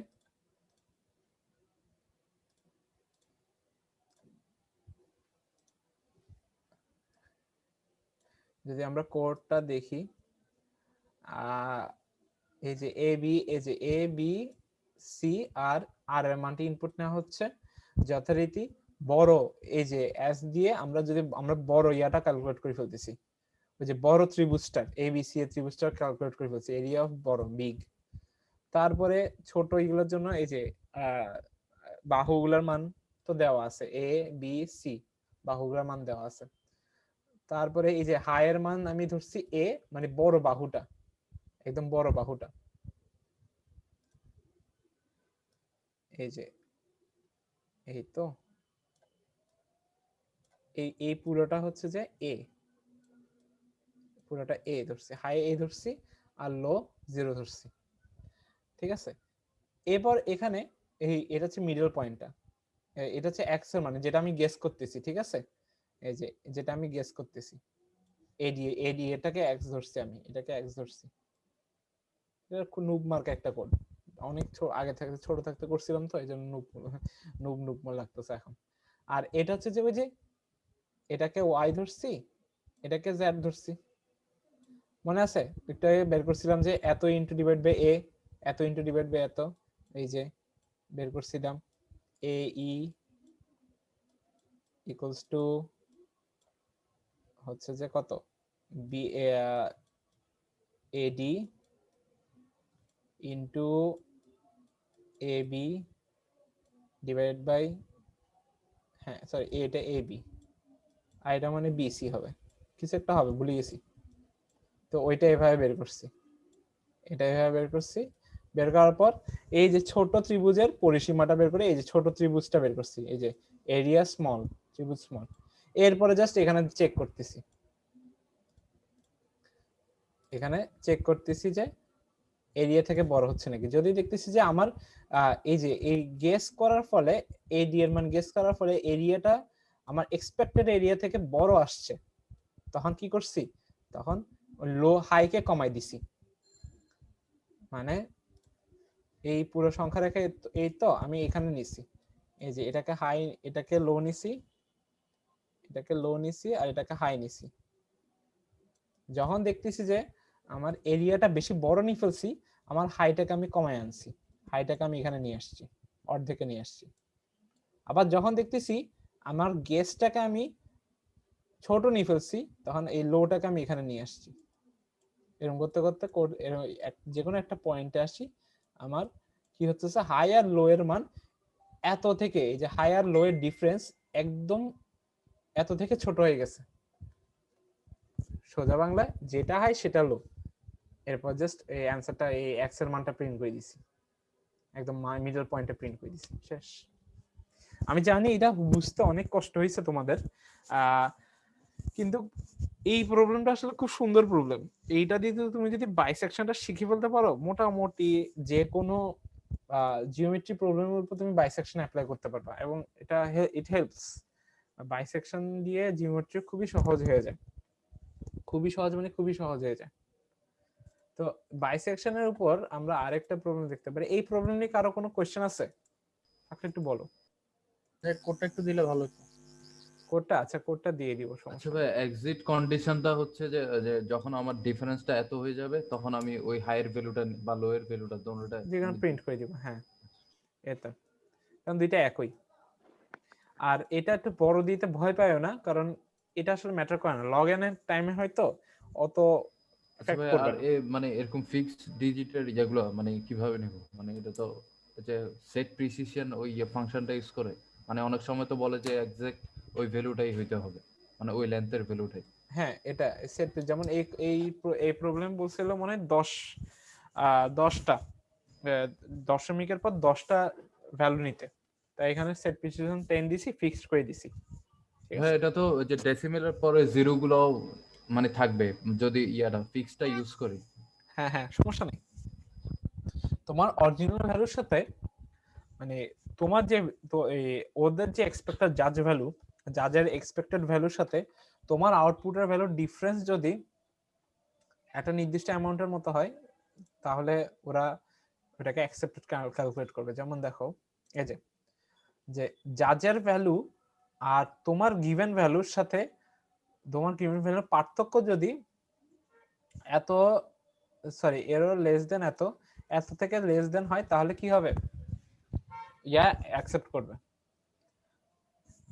দাঁড়াও হ্যাঁ ঠিক আছে তো এত এত এর ছোট ডিফারেন্স হলে তাহলে কি করবে জাজ তোমার ভ্যালু অ্যাকসেপ্ট করবে এটার থেকে বেশি বড় ডিফারেন্স হলে কি করবে না জাজ ইয়া অ্যাকসেপ্ট করবে না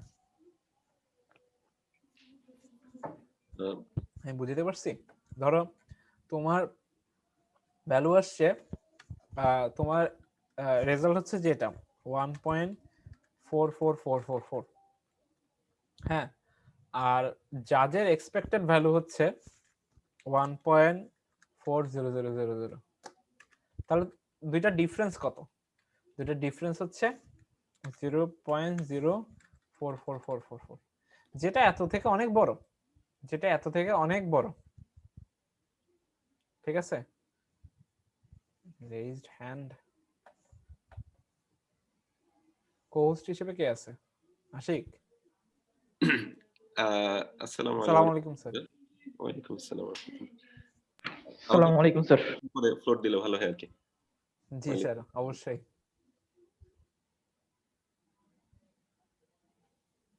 ও এখনই নেব হ্যাঁ স্যার আমার বাইসেকশন শেষ আচ্ছা আরেকটা প্রুম দেখাবো পরে আচ্ছা আচ্ছা তো সবাইকে অভিনন্দন আমাদের এই কোর্সটার মোটামুটি আজকে তো শেষ ক্লাস তো তোমরা এতদিন পর্যন্ত ধৈর্য ধরে কোর্সটার সাথে ছিলা তো আশা করি অনেক কিছু শিখতে পারছো এখান থেকে তো আজকে আমি দেখতেছিলাম শুভর ক্লাসটা কিছুক্ষণ দেখছিলাম আমাকে নিয়ে টানাটানি দিয়ে ফেলে দিছিল সে তো আমি ওরকম একটা পজিশনে এবার পড়ছিলাম একটা জায়গায় টানাটানিতে দেখা গেছে কোনোটাই কোর্স নেই আর কি তো যাই হোক তো ওই টানাটানির মধ্যে যাই না তেমন একটা আচ্ছা আর আরেকটা ব্যাপার যে আমাদের এখানে যারা আসলে এত কষ্ট করে তোমাদের ক্লাসগুলো নিচ্ছেন তোমাদের যে ট্রেনাররা আছেন মানে সিনিয়র কন্টেস্টেন্ট যারা আছেন তো ওনারা আসলে দেখা গেছে এই জিনিসটা সম্পূর্ণ ভলান্টারিলি করতেছেন তো এবং ওনারা প্রায় 1 মাস ধরে তোমরা তো শুধুমাত্র ক্লাসগুলোতে তাদেরকে দেখতেছো কিন্তু ব্যাক এন্ডেও আসলে প্রচুর কাজ আছে ওই জিনিসগুলো তারা কিন্তু সম্পূর্ণ ভলান্টারিলি করতেছে তো এটার জন্য আসলে তাদেরকে ধন্যবাদ দিলেও কম হবে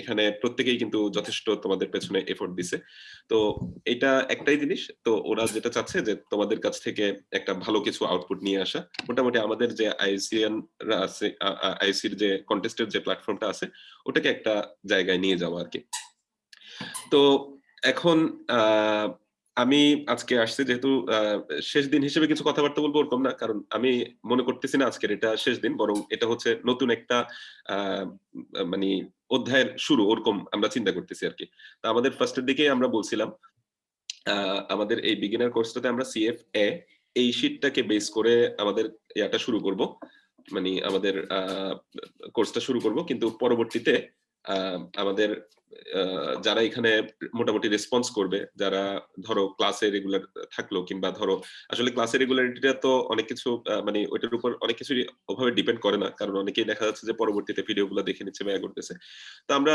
মোটামুটি যারা জুনিয়র ট্রেনিং শিট ওটা ঠিকভাবে ফিল আপ করার চেষ্টা করছে আর হচ্ছে এটাই কি বলে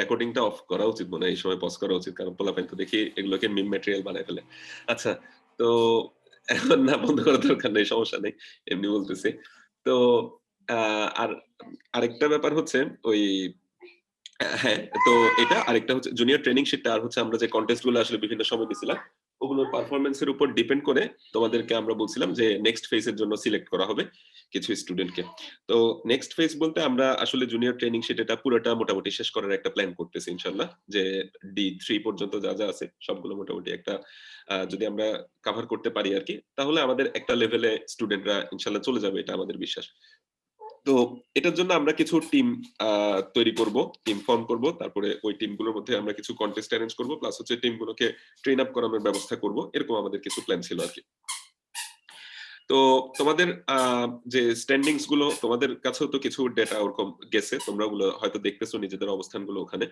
প্লাস হচ্ছে যে আমাদের কাছেও আসলে আমরাও ওই ডেটাগুলো আসলে ক্লোজলি মনিটর করতেছিলাম আচ্ছা আমি একটু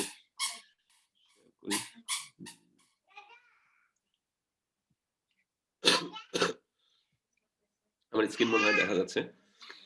আচ্ছা, হ্যাঁ, তো এই ডেটাগুলো তো তোমাদের কাছেও আছে। তো আমাদের কাছেও আরো কিছু ডেটা আছে। সবগুলো মিলে মোটামুটি আমরা কিছু স্ট্যান্ডিংস আসলে ইয়া করার চেষ্টা করছি। তো এখানে দেখা যাচ্ছে আ আমাদের একটা জিনিস খুবই ভালো লাগছে যে এবার যারা সদ্য ফার্স্ট সেমিস্টার শেষ করছে আরকি, তাদেরকে যে আমরা শুরুর দিকে দেখতেছি, তো এটা কিন্তু আসলে বড় ধরনের একটা আমাদের জন্য মোটিভেশন আরকি। যে দেখা যাচ্ছে একদম রুট লেভেল থেকে ছেলেপেলেরা যেভাবে চেষ্টা করতেছে এবং মোটামুটি ভালো পারফর্ম করতেছে। তো এই জিনিসগুলো কিন্তু আমরা আগে দেখি নাই কখনো। তো সেই হিসেবে ফার্স্ট সেমিস্টারের এখানে আরো অনেক স্টুডেন্ট কিন্তু আছে যে আমাদের যারা মোটামুটি ভালোই রেগুলার পারফর্ম করছে। আর এখান থেকে তো শুধু বোঝা যাচ্ছে না, তো এখান থেকে হচ্ছে আসলে তোমাদের ডেডিকেশনটার একটা আইডিয়া পাওয়া যাচ্ছে যে তোমরা কিভাবে আসলে প্র্যাকটিস করতেছো, যে প্রবলেম সলভ করতেছো প্লাস আপসলভ করতেছো ওই জিনিসটা। তো প্লাস হচ্ছে যে কন্টেস্টের যে র্যাঙ্কিংটা ওখানেও দেখতেছি রেগুলারলি কিন্তু ফার্স্ট সেমিস্টারের ছেলেরা থাকতো ওখানে, ফার্স্ট সেমিস্টারে আমাদের যে স্টুডেন্টরা তারাও কিন্তু থাকতো। অন্যান্যরাও ভালো করতেছে, কিন্তু এই জিনিসটা আমাদের কাছে চোখে পড়ার মতো মনে হয়েছে। এরপর আমরা আরেকটা জিনিসকে এখানে গুরুত্ব দিছি, সেটা হচ্ছে এই যে আমাদের জুনিয়র ট্রেনিং শিটটা। এখানে তোমরা কে কতটুকু আসলে করছো, ফিল আপ করছো। তো এখানেও দেখতেছি অনেকেই মোটামুটি চেষ্টা করছো যতটুকু পারার। তো অনেকে দেখলাম আবার সচেতন ভাবে ইউভি এর প্রবলেম গুলোকে এড়াই গেছো, এটা অনেকের ক্ষেত্রেই লক্ষ্য করা গেছে। তো যাই হোক, মোটামুটি স্টুডেন্টদের মধ্যে দেখা গেছে যে তাদের মধ্যে একটা প্রচেষ্টা ওটা ছিল। তো যদিও বা আমরা আসলে প্রথমে তোমাদেরকে বলছিলাম, আমাদের অ্যানাউন্সমেন্টটা ছিল এরকম যে জুনিয়র ট্রেনিং শিটটা যারা সিএফএ অ্যাটলিস্ট ওটা ফুল ফিল আপ করবে, এটা ছিল ১ নাম্বার আমাদের কন্ডিশন। আর দ্বিতীয়ত হচ্ছে কন্টেস্ট গুলোতে রেগুলার পারফর্ম করার চেষ্টা করবে প্লাস আপসলভ করবে, যে জিনিসটা মোটামুটি কম বেশি সবাই করছে। তো তাদেরকে নিয়ে আমরা নেক্সট ফেজটা শুরু করব। নেক্সট ফেজে আমাদের যেটা প্ল্যান সেটা হচ্ছে যে আমরা সিএফবি থেকে শুরু করে বাকি দিকগুলোতে যাবো ইনশাআল্লাহ। শীটগুলো ফলো করার চেষ্টা করব। আর হচ্ছে যে বাইরের যদি কোনো টপিক আমাদের পড়ানোর দরকার হয় ওই জিনিসগুলো আমরা কভার করার চেষ্টা করব। আর ওখানে আমরা আরেকটু জিনিসটা গাইডেড রেসপন্স রাখা, একটু গাইডেড ওয়েতে করার চেষ্টা করব আর কি। যেমন আমরা কিছু ৪-৫টা টিম যদি আমরা তোমাদের মধ্যে এখন ক্রিয়েট করে দেই, ওই টিমগুলোর আমরা একজন মেন্টর রাখার চেষ্টা করব, যে মেন্টররা হচ্ছে তাদের রেগুলার একটু আপডেট গুলো চেক করবে। তারপর হচ্ছে তাদেরকে বিভিন্ন ধরনের গাইডলাইন দিল, তারা যদি কোনো প্রবলেমে পড়ে তাদের কাছ থেকে কিছু চাইলো, পরামর্শ চাইলো, এবং হয়তো কিছু ভার্চুয়াল কন্টেস্টেড তাদের জন্য অ্যারেঞ্জ করতে পারে। তো তোমাদের মেন্টর যারা থাকবে তারা নিজেরাও তো আসলে কন্টেস্ট করে। মেন্টর বলতে হচ্ছে এই আমাদের তোমাদের যে সিনিয়র মানে কন্টেস্টেন্টরা আছেন ওনারাই। তো ওনারা নিজেরাও তো বিভিন্ন জায়গায় আসলে কন্টেস্ট করেন। তো ওই কন্টেস্ট গুলো ওনারা যখন করবেন তখন হয়তো তোমাদেরকেও পরামর্শ দেবেন যে ওখানে ভার্চুয়ালি পার্টিসিপেট করা। বেসিক্যালি এরকম কিছু গাইডলাইন যেন তোমরা পাও, ওরকম একটা এনভায়রনমেন্ট আমাদের ক্রিয়েট করার ইচ্ছা নেক্সট ফেজের জন্য। তো ক্লাসগুলো সবার জন্যই হয়তো উন্মুক্ত থাকবে, কিন্তু ওই মেন্টরশিপ বা এই জিনিসগুলো হয়তো আমরা একটু স্বল্প পরিসরে করবো আর কি, কারণ আসলে সবার দিকে আমাদের ওভাবে আর নজর দেওয়া এখন সম্ভব হবে না। প্লাস হচ্ছে যে সবার প্রোগ্রেস গুলো আমরা আসলে ওভাবে ট্র্যাক করবো না, আমরা জাস্ট যারা সিলেক্টেড হবে তাদের প্রোগ্রেস গুলো হয়তো ট্র্যাক করবো। তার মানে এই না যে অন্যরা আসলে মানে অন্যরা হোপলেস বা হয়ে গেছে, তাদের কোনো আসলে আশা ভরসা নেই, জিনিসটা ওরকম না। তো এখানে হচ্ছে যে অন্যদের মধ্যেও যদি আমরা প্রমিজিং কাউকে পাই তাদেরকে নিয়েও আমরা নেক্সট কাজ করবো ইনশাল্লাহ, কারণ আমাদের তো নতুন নতুন সেমিস্টাররাও আসতেছে, তাদের সাথেও তো আমাদের কিছু কাজকর্ম করার প্ল্যান থাকবে ইনশাল্লাহ। তো অন্যদের দিকেও আমরা ইয়া করবো, কিন্তু আপাতত আমরা আমাদের এটা যেহেতু পরীক্ষামূলক ভাবে আমরা সবকিছু এখনো করতেছি, প্রথমবারের মতোই আমরা এগুলো শুরু করছি, কাজেই আমরা এখানে যে মানে অল্প কিছু স্টুডেন্ট নিয়ে এই জিনিসটা শুরু করার প্ল্যান আর কি। তো আমরা আপাতত তোমাদের মধ্যে কিছু টিম করব, আমরা অলরেডি কিছু টিম চিন্তা করে রাখছি যে আমরা সেমিস্টার ওয়াইজ আপাতত রাখতে চাচ্ছি। তো এই টিমগুলো কিন্তু টিমগুলো আমরা করে দিলে এরপর থেকে যে কন্টেস্ট গুলো নেবো আমরা চেষ্টা করবো টিম কন্টেস্ট করার। তো আমরা যে টিমগুলো দেব ওই টিমটা তোমরা ধরে নিতে পারো যে মোটামুটি একটা তোমার টেম্পোরারি টিম আর কি। টেম্পোরারি বলতে হচ্ছে হয়তো অ্যাটলিস্ট 6 মাস ওই জিনিসটা থাকবে। এরপরে যখন অফলাইনে আমরা বিভিন্ন রকম আরো প্রোগ্রাম ইনশাল্লাহ শুরু করব, তো সেই সময় হয়তো টিমগুলোতে আরো কিছু চেঞ্জ আনতে পারি। যেমন ধরো তোমাদের এখন যারা ট্রেনাররা আছেন ওনাদের কিন্তু রিসেন্টলি টিম সবগুলো আবার রিফর্ম করা হয়েছে। আগে যে টিমগুলো ছিল ওই জিনিসগুলো কিন্তু এখন আর ওরকম নাই, তাদের পারফরমেন্সের উপর ডিপেন্ড করে দেখা গেছে টিমগুলোকে ঢেলে সাজানো হয়েছে। ইভেন যারা আগে কখনো টিম পায় না ওরকম স্টুডেন্টরাও কিন্তু এখন টিম পাচ্ছে, বা এরকম জিনিসপত্র কিন্তু এখানে মানে কিছু হতে পারে আর কি। ঠিক আছে, তো এই জিনিসগুলো আরেকটু পরে গিয়ে হয়তো আমরা করব। সেটা হচ্ছে যে ধরো 6 মাস অ্যাটলিস্ট ধরে নিতে পারো যে এই টিমটা আমরা যেভাবে দিচ্ছি ওভাবে থাকবে। টিমটা করার উদ্দেশ্য কি? এটা করার উদ্দেশ্য হচ্ছে তোমরা এখন যে আসলে প্র্যাকটিস করতেছো, তো তোমরা ট্রেনিং শিটটা এই জিনিসটা আমাদের জন্য একটু আমাদেরকে একটু কষ্ট দিচ্ছে আর কি জিনিসটা, কারণ হচ্ছে তোমরা দেখতেছো এখানে যারা ক্লাস নিচ্ছে বা কাজ করতেছে তারা কিন্তু প্রচুর এফোর্ট দিচ্ছে। তাদের কিন্তু যথেষ্ট কষ্ট করতে হচ্ছে। কিন্তু তারপরেও তোমাদের এখানে মানে আমরা শুরু থেকেই ট্রেনিং শিটটার উপর এত জোর দেওয়ার পরেও দেখা যাচ্ছে তোমরা কিন্তু ম্যাক্সিমামই ট্রেনিং শিটটার মানে 50% এর মতো কমপ্লিট করছো। অনেকে তো ধরোই নাই, এরকমও কিন্তু অনেক কিছু দেখা যাচ্ছে। হ্যাঁ, কি শুভ কি কিছু বলতে চাচ্ছো? আচ্ছা, না সরি। হ্যাঁ, তো ওই যেটা বলতেছিলাম যে হ্যাঁ, ম্যাক্সিমামই ওই ইয়াটা করো নাই আরকি। যে এখানে দেখা গেছে শীটটা ফিল আপ করার ক্ষেত্রে যে প্রোটোকলটা মেইনটেইন করা ওই জিনিসটা করো নাই, কিংবা শীট ফিল আপ করার প্রতি তেমন একটা গুরুত্ব দাও নাই, কিংবা শীটের প্রবলেম গুলো হয়তো সলভ করতেছো না। আমরা কিন্তু তোমাদের জন্য একটা ডেডিকেটেড ফেসবুক গ্রুপ খুলছি এবং ওখানে কিন্তু তোমাদের বড় ভাইরা আছেন। ওনারা কিন্তু যথেষ্ট রেসপন্স করতেছেন। তো তোমরা যেকোনো প্রবলেমে কিন্তু ওখানে ইয়া করতে পারতা, যেতে পারতা। কিন্তু তা না করে দেখা যাচ্ছে তোমরা পার্সোনালি হয়তো নক দিচ্ছ, ইয়া করতেছো। তো এই জিনিসগুলো কিন্তু তোমরা আসলে হয়তো বুঝতেছো না, কিন্তু একজন একজন করে নক দিলে, যেমন আমি যদি আমার হোয়াটসঅ্যাপটা তোমাদেরকে দেখাই আরকি, এখানে কিন্তু ডেইলি আমি কম করে হলেও 50 থেকে 100টা মেসেজ পাই। তো যেখানে হচ্ছে বিভিন্ন প্রবলেম নিয়ে ইয়া থাকে। তো এখন একজন মানুষের পক্ষে তো এত জিনিস হ্যান্ডেল করা আসলে সম্ভব না। তো এই কারণে দেখা যায় আসলে আগের মেসেজগুলো আমার আনসিনই রয়ে যায়। তো অনেক মেসেজ ওরকম। তো তোমাদের বড় ভাইদের ক্ষেত্রেও কিন্তু সেম জিনিসটা, আমি কয়েকজনের সাথে কথা বলছি। ওরা বলতেছে যে গ্রুপে মেসেজ দেওয়ার পরিবর্তে ওরা দেখা যায় পার্সোনালি নক দেয়। এটা কিন্তু ওনাদের জন্য একটু ডিফিকাল্ট। তো এইজন্য তোমাদের জন্য গ্রুপটা খোলা হয়েছিল আরকি। তো এই জিনিসটা তোমরা ইউজ করার চেষ্টা করতে পারো। তোমরা যদি মনে হয় যে ইউভি এর প্রবলেম গুলো তোমাদের কাছে কঠিন ঠেকতেছে, তাহলে তোমরা গ্রুপটাতে ওই জিনিসগুলোর ব্যাপারে হেল্প চাইতে পারো। অনেকে জিনিসটা করতেছে, কিন্তু বেশিরভাগই করতেছে না। আমি জানি না এই জিনিসটা তোমরা কেন করতেছো না। এটা কি কোনো ইগো থেকে মানে মানে এই প্রবলেমেটিক মনে হচ্ছে নাকি কি হচ্ছে, আমি তো বুঝলাম না জিনিসটা। তো এটা তোমাদের কাছ থেকে আরেকটু বেটার রেসপন্স এক্সপেক্ট করছিলাম আমরা। তো ওটা বলতেছি, মানে আমাদের দিক থেকে আমরা যেহেতু একটা পরিশ্রম আসলে করতেছি, আমরা তোমাদের কাছ থেকে তো একটা এক্সপেকটেশন রাখি। ওই এক্সপেকটেশনের জায়গাটায় আসলে আমরা পুরোপুরি স্যাটিসফাইড হতে পারি নাই। পুরোপুরি বলতে আসলে এমন একজনকেও কিন্তু আমরা এখনো পর্যন্ত পাইনি যে পুরো শীটটা ফিল আপ করছে। আমরা আজকে দেখা গেছে প্রায় 2 ঘন্টা এই জিনিসগুলো নিয়ে অ্যানালাইসিস করছি, তোমাদের টিমগুলো নিয়ে করছি। আমরা 7-8 জন মিলে বসে কিন্তু জিনিসগুলো নিয়ে অ্যানালাইসিস করছিলাম আজকে বিকেলের দিকে। তো তখন দেখলাম যে মানে এরকম একটা অবস্থা আরকি, যে কাউকেই পাইনি যে পুরোপুরি শীটটা অলরেডি ফিল আপ করছে। তো যাই হোক, তারপরও আ আ যতটুকু করছো এখানে আশা করতে যে তোমরা অনেক নতুন কিছু শিখতে পারছো, তোমাদের একটা প্রোগ্রেস হইছে। তো এবং এই জিনিসটা আমরা দেখতেছিও। আমরা রিসেন্টলি যে আমরা 4th সেমিস্টার আর 2nd সেমিস্টারে কম্পিটিটিভ প্রোগ্রামিং এর জন্য যে সেকশন স্প্লিট করার কিছু টেস্ট নিছিলাম, ওখানে দেখলাম যে আমাদের আগে স্টুডেন্টদের যে পারফরম্যান্স গুলো থাকতো, তার তুলনায় এখনকার স্টুডেন্টদের পারফরম্যান্স অনেক অনেক গুণ বেটার। তো এটা আলহামদুলিল্লাহ একটা পজিটিভ দিক। ঠিক আছে? তো তবে ওই যেটা সেটা হচ্ছে মানে যেটা বললাম সেটা হচ্ছে মানে তোমাদের নিজেদের ইমপ্রুভমেন্ট এর আরো অনেক জায়গা আছে কিন্তু। ঠিক আছে? তোমাদের আরো নিজেদেরকে পুশ করার জায়গা আছে। তো যাই হোক, সবকিছু মিলে আমরা এখন কিছু টিম করব ইনশাআল্লাহ। ওই টিমগুলো আমরা এখন সিলেক্ট করে দেব। আর যাদেরকে আমরা যাদের ব্যাপারে আমরা এখন টিমের কোনো কথা বলতেছি না, তো তারা নিজেদের মতো টিম করে নিতে পারো। কনটেস্ট গুলোতে পার্টিসিপেট করতে পারো এবং তোমরা টিম মানে টিম করার একটা উদ্দেশ্য যেটা বললাম সেটা হচ্ছে তোমাদের এখন সামনে যে টপিক গুলো আসতেছে, ঠিক আছে, ওই টপিক গুলো, যেমন আজকে যে টপিকটা তোমরা পড়তেছো বাইসেকশন, সাধারণত এটা আসলে কোড ফোর্সেস এ লেভেলের কোনো প্রবলেমই তোমার কখনোই বাইসেকশনটা লাগবে না। তোমার বাইসেকশনটা লাগলে হয়তো তোমার কোড ফোর্সেস সি বা ডি লেভেলের কোনো একটা প্রবলেমে লাগতে পারে। ঠিক আছে? তো এটা তোমাদের তুলনায় একটু অ্যাডভান্সড টপিক। মানে তোমরা যারা ফার্স্ট, সেকেন্ড, থার্ড সেমিস্টার আছো তাদের তুলনায় একটু অ্যাডভান্স টপিক। হ্যাঁ, ফোর্থ সেমিস্টারে যারা আছো তারা হয়তো এটা তাদের মানে তাদের ইয়ার মধ্যে আসা উচিত আর কি। তাদের মোটামুটি কি বলবো, এন্টেনার মধ্যে এটা ধরা উচিত। কিন্তু বাকিদের জন্য এটা একটু অ্যাডভান্স টপিক। কিন্তু তোমরা যাই হোক জিনিসগুলো সম্পর্কে মোটামুটি একটা মানে ফ্যামিলিয়ারাইজেশনটা নিয়ে নাও। মানে তোমরা এই জিনিসটার সাথে ফ্যামিলিয়ার হয়ে থাকো। পরবর্তীতে যখন পড়তে যাবা তখন হয়তো তোমাদেরকে মানে এই জিনিসটা নতুন করে ফেস করতে হবে না আরকি। মনে পড়বে যে হ্যাঁ, এই জিনিসটা তো আমি আগে দেখছিলাম। এই জিনিসটা তো এরকম করে কাজ করে। তো পরবর্তীতে তুমি কাজ করতে গেলে তোমার কাছে জিনিসটা শেখাটা ইজিয়ার হবে। ঠিক আছে? এই উদ্দেশ্যেও কিন্তু কয়েকটা টপিক তোমাদেরকে দেখানো হয়েছিল। কিছু জিনিস আছে, যেমন ধরো গ্রাফ থিওরির কিছু জিনিস তোমাদের কাছে অনেক হার্ড মনে হয়েছে। এটা হইতেই পারে। তো এই টপিকগুলো তোমরা কিন্তু পরবর্তীতে আরো অনেক জায়গায় গিয়ে পাবা। যেমন এই শীটটাতেই কিন্তু এই টপিকগুলো দেখা যাবে যে তোমাদের পরবর্তীতে গিয়ে আবার ফেস করতে হবে। তোমরা যদি কম্পিউটেশনাল জিওমেট্রি বা জিওমেট্রির এই টপিকগুলো দেখো, এখানে কিন্তু আসলে দেখা যাবে যে বাইসেকশন মেথড বা রিলেটেড কোনো কিছু এখানে তুমি পাবা না। কারণ এগুলো একটু অ্যাডভান্স টপিক। তারপরেও তোমাদেরকে জিনিসগুলোর সাথে একটু ফ্যামিলিয়ার করে রাখা হচ্ছে আরকি। তো তারপর হচ্ছে বাইনারি সার্চ, এখানে খুবই একদম মানে তোমার ইন্ট্রো মানে কি বলবো, একদম ইন্ট্রো লেভেলের কিছু জিনিসপত্র এখানে রাখছে। আরো অ্যাডভান্স জিনিসপত্র কিন্তু এই বিসি লেভেলের প্রবলেমে যখন যাবা তখন তোমরা পাবা। ঠিক আছে? বাইনারি সার্চ নিয়ে আরো কথাবার্তা পাবা, আরো প্রবলেম পাবা। তো তখন হয়তো ওই জিনিসগুলো তোমরা আরো একটু আস্তে আস্তে জিনিসগুলোতে তোমাদের নলেজের ডেপথটা বাড়বে আরকি। আপাতত তোমরা জিনিসগুলোর সাথে ফ্যামিলিয়ারাইজ হয়ে থাকো।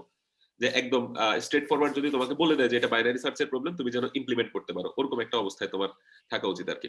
তো যাই হোক, যে এরকম নতুন নতুন তোমার কাছে টপিকগুলো আসতেছে, এই টপিকগুলো একা একা শেখাটা তোমার কাছে একটু বোরিংও লাগতে পারে, মোটিভেশনও হারায় ফেলতে পারো, একটু ডিফিকাল্টও মনে হইতে পারে আর কি।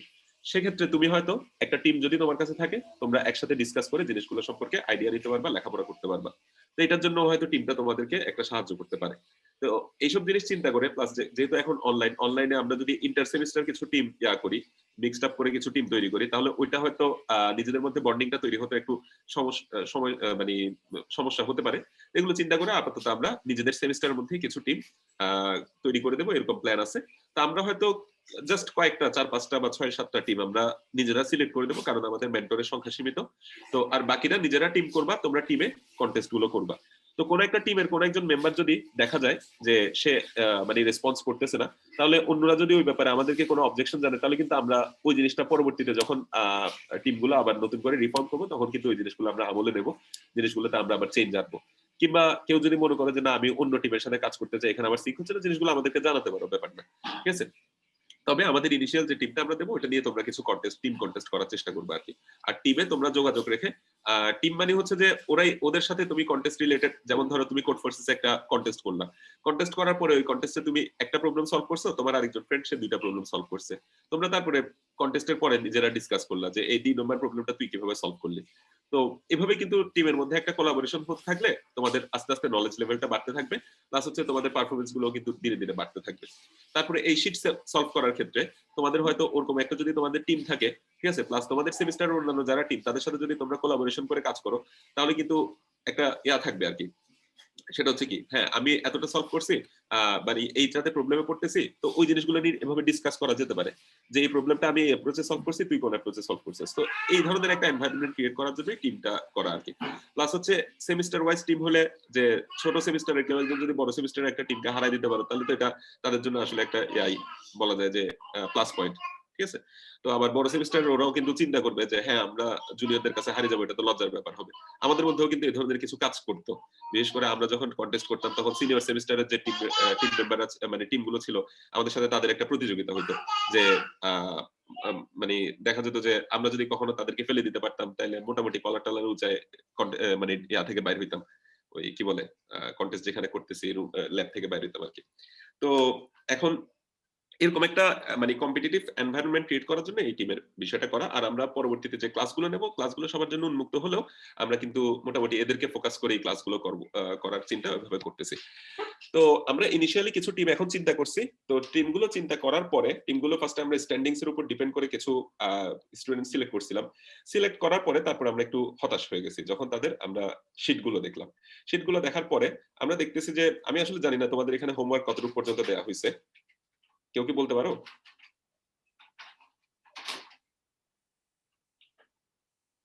এখানে তোমাদের কি পুরোটাই হোমওয়ার্ক অলরেডি দেওয়া হয়ে গেছে, পুরো শীটটাই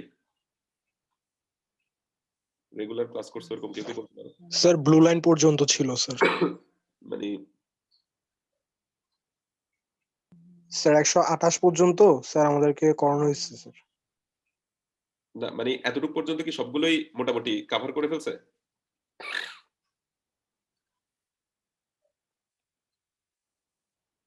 তো আমি অবস্থা যা ভাবছিলাম তার চেয়ে তো দেখি খারাপ, কেউই দেখি বলতে পারে না। জি স্যার। আচ্ছা, তো যদি এটা হয়ে থাকে তাহলে তো আরো খারাপ বিষয়, কারণ আমরা আজকে দেখার সময় ভাবছিলাম যে এতটুকু পর্যন্ত কমপ্লিট করা হয়েছে। যেমন কারণ আজকে তো কিছু কম্পিটিশনাল জিওমেট্রির একটা ক্লাস, আমরা ভাবছিলাম পরের জিনিসগুলো এখনো কমপ্লিট করা হয় নাই। তো যদিও বা বাইনারি ব্লু সার্চের লাইন পর্যন্ত এসডব্লিউ দেয় না সম্ভবত। স্যার কাউন্টার এক্সাম্পল পর্যন্ত তো মনে হয় দিছিল। হ্যাঁ স্যার 88 তো পর্যন্ত। আমরা এতটুকু পর্যন্ত এমনি চেক করছি, এতটুকু পর্যন্ত চেক করেও দেখতেছি যে আসলে মানে সবার অবস্থা ভালো না আর কি। বিশেষ করে তোমাদের এই ইউভি এর প্রবলেম গুলো, এগুলো হচ্ছে মাস্ট তোমাদের করতেই হবে, এগুলো তোমরা বাদ দিতে পারবে না। অথচ ছেলেপেলেরা দেখা যায় এগুলো বাদ দিয়ে বাকিগুলো করে, এগুলো করতেই হবে, ঠিক আছে, এগুলো বাদ দেওয়া যাবে না কোনোভাবেই। তোমার যদি কোনো প্রবলেম ইজি মনে হয় তুমি ওগুলো স্কিপ করতে পারো, কিন্তু এই প্রবলেমগুলো স্কিপ করতে পারবে না, এগুলো তোমার করতেই হবে, ঠিক আছে।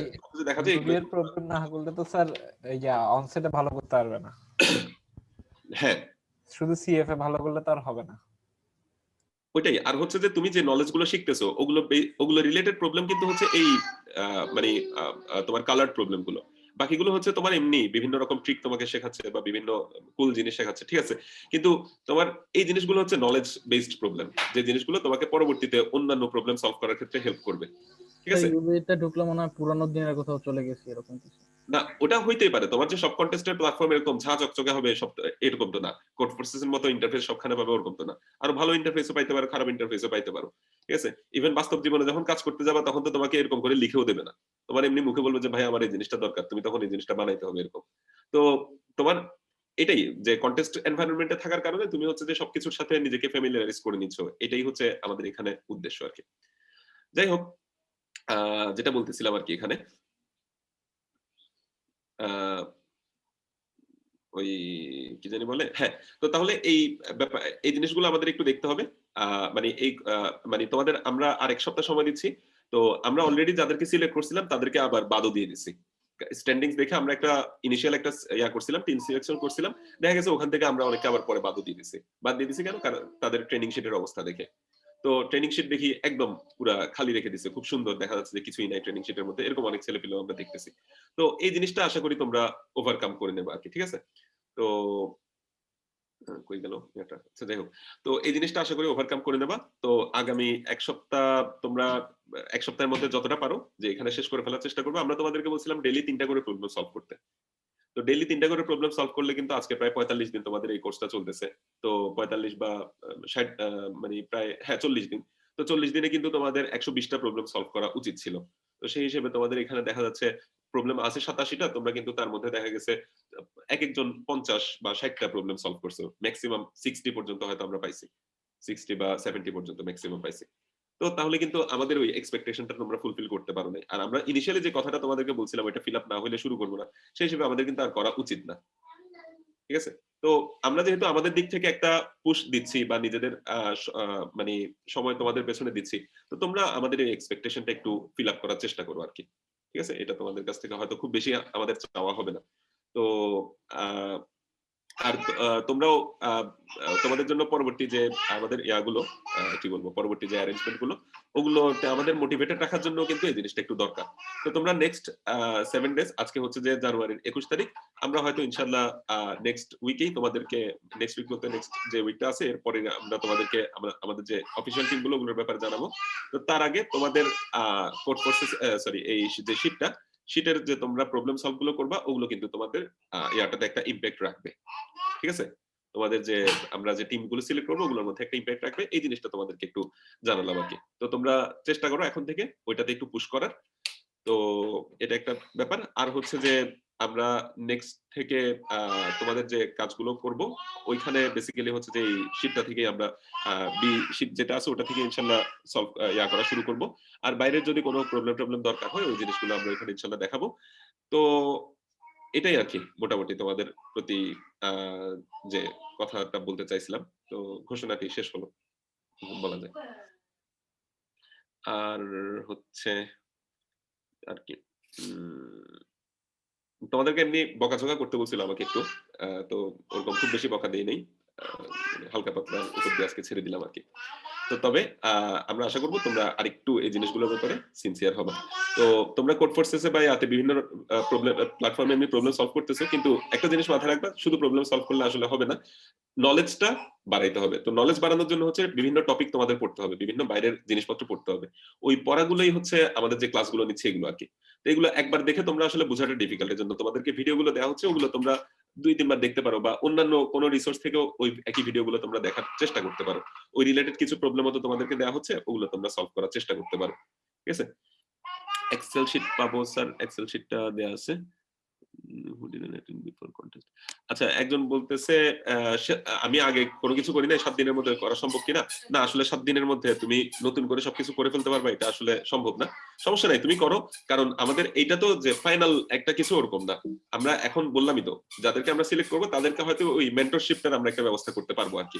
তো কিন্তু বাকিদেরকে নিয়েও আমরা, বাকিরাও কিন্তু আমাদের ক্লাসগুলোতে, ক্লাস কন্টেস্ট গুলোতে পার্টিসিপেট করতে পারবে। তো ওদেরকে আমরা ওখানেও কিন্তু নজর রাখবো আর কি তাদের প্রতি, ঠিক ঠিক আছে? তো এবং টাইম টু টাইম যদি আমরা দেখি যে কোন একটা টিম খুব ভালো করতেছে বা কোন একজনের প্রমিজিং একটা কোন একজন ক্যারেক্টার যদি আমরা পাই, তাহলে তার অন্যান্য যে ইয়াগুলো তোমার শীটের অবস্থা কিংবা তার কন্টেস্টের অন্যান্য জায়গায় মানে অনলাইন জাজগুলোতে তার পারফরমেন্স, ওগুলো বিচার করে আমরা কিন্তু নতুন করে টিমটা যখন রিফর্ম করব তখন তাদেরকেও আমরা আমলে নেব। কারণ আমি অনেককেই জানি যারা হচ্ছে বিভিন্ন সমস্যার কারণে এই বিগিনার কোর্সটা শুরু করছিল কিন্তু কন্টিনিউ করতে পারো নাই, এরকম অনেকেই কিন্তু আসো বা অনেকে মাঝখানে এসে জয়েন করছো। তো ওদের আসলে খুব বেশি হতাশ হওয়ার কিছু নেই, কারণ হচ্ছে যে ক্লাসগুলো তো সবার জন্য ওপেন আছেই। তো এটা নিয়ে এত বেশি টেনসড হওয়ার কিছু নাই, আর কন্টেস্ট গুলোও করতে পারবা। ঠিক আছে, ঠিক আছে, তাইলে আমার পক্ষ থেকে এতটুকুই কথা রইলো। তো তোমাদের সবাইকে আমার অসংখ্য ধন্যবাদ। সবচেয়ে বেশি মানে কৃতজ্ঞতা জ্ঞাপন করতেছি যে আমাদের যারা এখানে, যেমন আজকে শুভ আছে, তোমাদের ক্লাসগুলো নিচ্ছে, এবং আমাদের অন্যান্য যারা ট্রেনার এখানে এতদিন ধরে অক্লান্ত পরিশ্রম করছে, বিশেষ করে সবকিছুর পেছনে কিন্তু আশিক ছিল। ও ক্লাস কম নিল কিন্তু সবকিছু মোটামুটি অ্যারেঞ্জমেন্টের দায়িত্বে সে ছিল, সে অনেক কষ্ট করছে। তো অন্যান্যরাও যথেষ্ট কষ্ট করছে, বিভিন্ন ম্যাটেরিয়াল ক্রিয়েট করা, তোমাদের এই যে কন্টেস্ট গুলো ক্রিয়েট করা। তো তারপরে দেখা যায় কন্টেস্ট গুলো তোমরা যদি ওভাবে পার্টিসিপেট না করো বা না করো, তাহলে কিন্তু এটা আসলে ওদের জন্য একটা মানে ডিমোটিভেশন হিসেবে কাজ করে আর কি। তোমরা হয়তো খেয়াল করবা যে নিউ কামারে আমরা আর কোনো কন্টেস্ট কিন্তু নিচ্ছি না, কারণ তাদের পার্টিসিপেশন এত কম ছিল যে আমরা আসলে নিয়ে যে আমরা সময়টা দিচ্ছি, ওই সময়টা আমাদের এখানে ফ্রুটফুল হচ্ছে ওটা মানে ফিল করতেছি না আর কি। স্ট্যান্ডিংসটা তোমরা পাবা কিনা, আমরা স্ট্যান্ডিংস, এটা তো তোমাদের কাছে দেয়া ছিল, লিংকটা তোমাদের কাছে তো আছে, এই লিংকটা এখান থেকে, হ্যাঁ এটা তো ওই হোয়াটসঅ্যাপ গ্রুপটাতে বেশ কয়েকবার দেওয়া হয়েছে, ওখান থেকে খুঁজে নিতে পারো।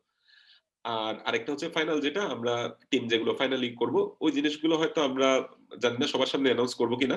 তো যাদেরকে সিলেক্ট করবো তারা ছাড়া বাকিরা নিজেদের মধ্যে মতো করে কিছু টিম তোমরা তৈরি করে নিতে পারো। তবে টিম তৈরি করার আগে আমাদেরকে হয়তো একটু জানালে আমরা কিছু পরামর্শ দিতে পারবো আর কি।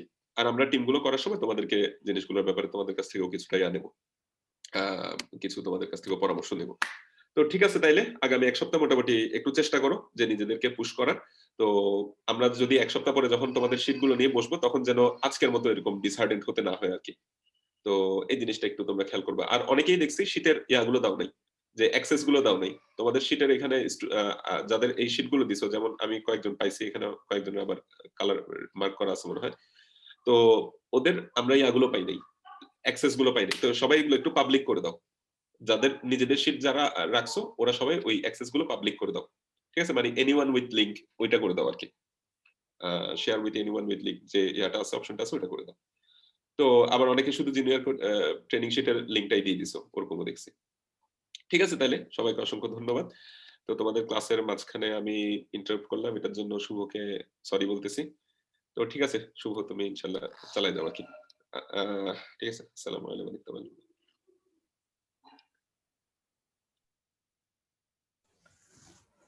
আচ্ছা,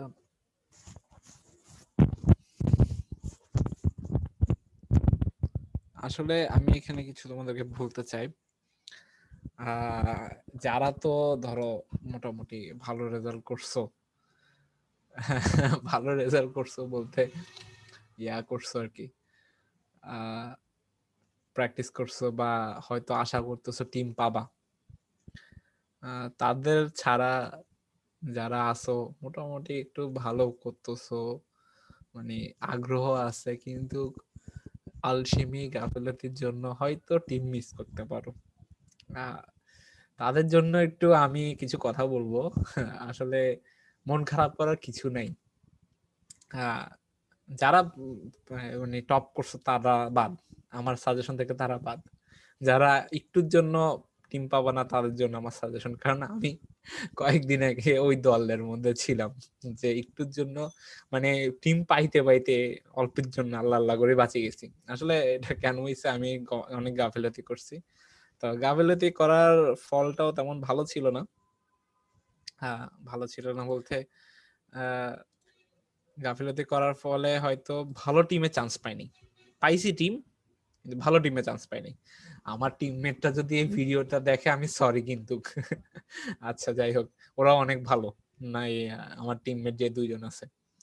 তো এটাই আর কি। তো আমার তো 8 সেমিস্টার আমার শেষের দিকে, আমার এখন আর কিছুটা নিয়ে টেনশন নেই। আমি যে টিমটা পাইছি ওই টিমে কাজ করব। আমার মোটিভেশন হচ্ছে যে আমি আমার বেস্টটা দিব, আমি আমার বেস্টটা দিব, আমার দুজন টিমমেটকেও মোটিভেট করতেছি, এবং যা হবে আল্লাহ ভরসা। এতদিন তো অনেক কন্টেস্ট করছি। তো তোমরা যারা টিম পাও নাই বা পাবা না এরকম কোন একটা ব্যাপার, তোমরা আসলে মন খারাপ করার কিছু নাই। এখানে আসলে যথেষ্ট ফেয়ার হয়েছে। তুমি টিম পাও নাই কেন, এটা সম্পূর্ণ দায়ভার তোমারই, তুমি প্র্যাকটিস করো নাই। তো এমনও না যে আমরা তোমাদেরকে সুযোগ রাখিনি যে হ্যাঁ এখন টিম পাওয়া শেষ, তোমার লাইফ শেষ আর তুমি কখনো টিম পাবা না, তেমনও না। তোমাদেরকে একটা সুযোগ রাখা হয়েছে। তো হ্যাঁ, ওভারকাম করো, আবার কাম ব্যাক করো, ইনশাল্লাহ ভালো কিছু পাবা। ঠিক আছে, তো এটাই। হ্যাঁ, এটা নিয়ে তো আজকে ক্লাসটার বেশি দূর নিব না, আসলে অনেক একটা ভারী জিনিস তোমাদের মাথায় দিয়ে দিছি। তো স্যার যেটা বললো যে অনেকের হয়তো এটা একটু মানে ধরতে অসুবিধা হবে, তাই আমি তোমাদেরকে একটা লিংক দিয়ে দিচ্ছি। এটা খুবই সুন্দর, মানে মানে এখানে আমি যা যা বলছি এক্স্যাক্টলি ওইটা আসলে আমি শিখছি, মানে আজ থেকে 1 বছর আগে, 1 বছর না 1.5 বছর আগে বাইসেকশন মানে শিখছি হচ্ছে যে এই ইয়াটা দিয়েই, মানে এই ব্লগটা দিয়ে, সাফেদ ভাইয়ের ব্লগ, আমি চ্যাটে লিংক দিয়ে দিচ্ছি। তো এটা আসলে পড়তে পারো, এই প্রবলেমের সলিউশনটা দেওয়া আছে এখানে খুব সুন্দরভাবে। তো এটা পড়তে পারো, এটা পড়লে কাজে দিবে তোমাদের। আর বাইসেকশন নিয়ে আরেকটা প্রবলেম তোমাদেরকে একটু সলভ করার উপদেশ দিব, যে কম্পিটিশনাল জিওমেট্রি যেহেতু আমরা পড়তেছি, কয়েকটা প্র্যাকটিস প্রবলেম দিয়ে রেখি। আচ্ছা, এর আগে ক্লাসে বলছিলাম যে প্র্যাকটিসের জন্য লাইটওয়েজের বেসিক জিওমেট্রি ইজি প্রবলেম এগুলো সলভ করে ফেলো, এগুলো অনেক কাজে দিবে তোমাদের। হ্যাঁ, কেউ কিছু বলছো? আচ্ছা,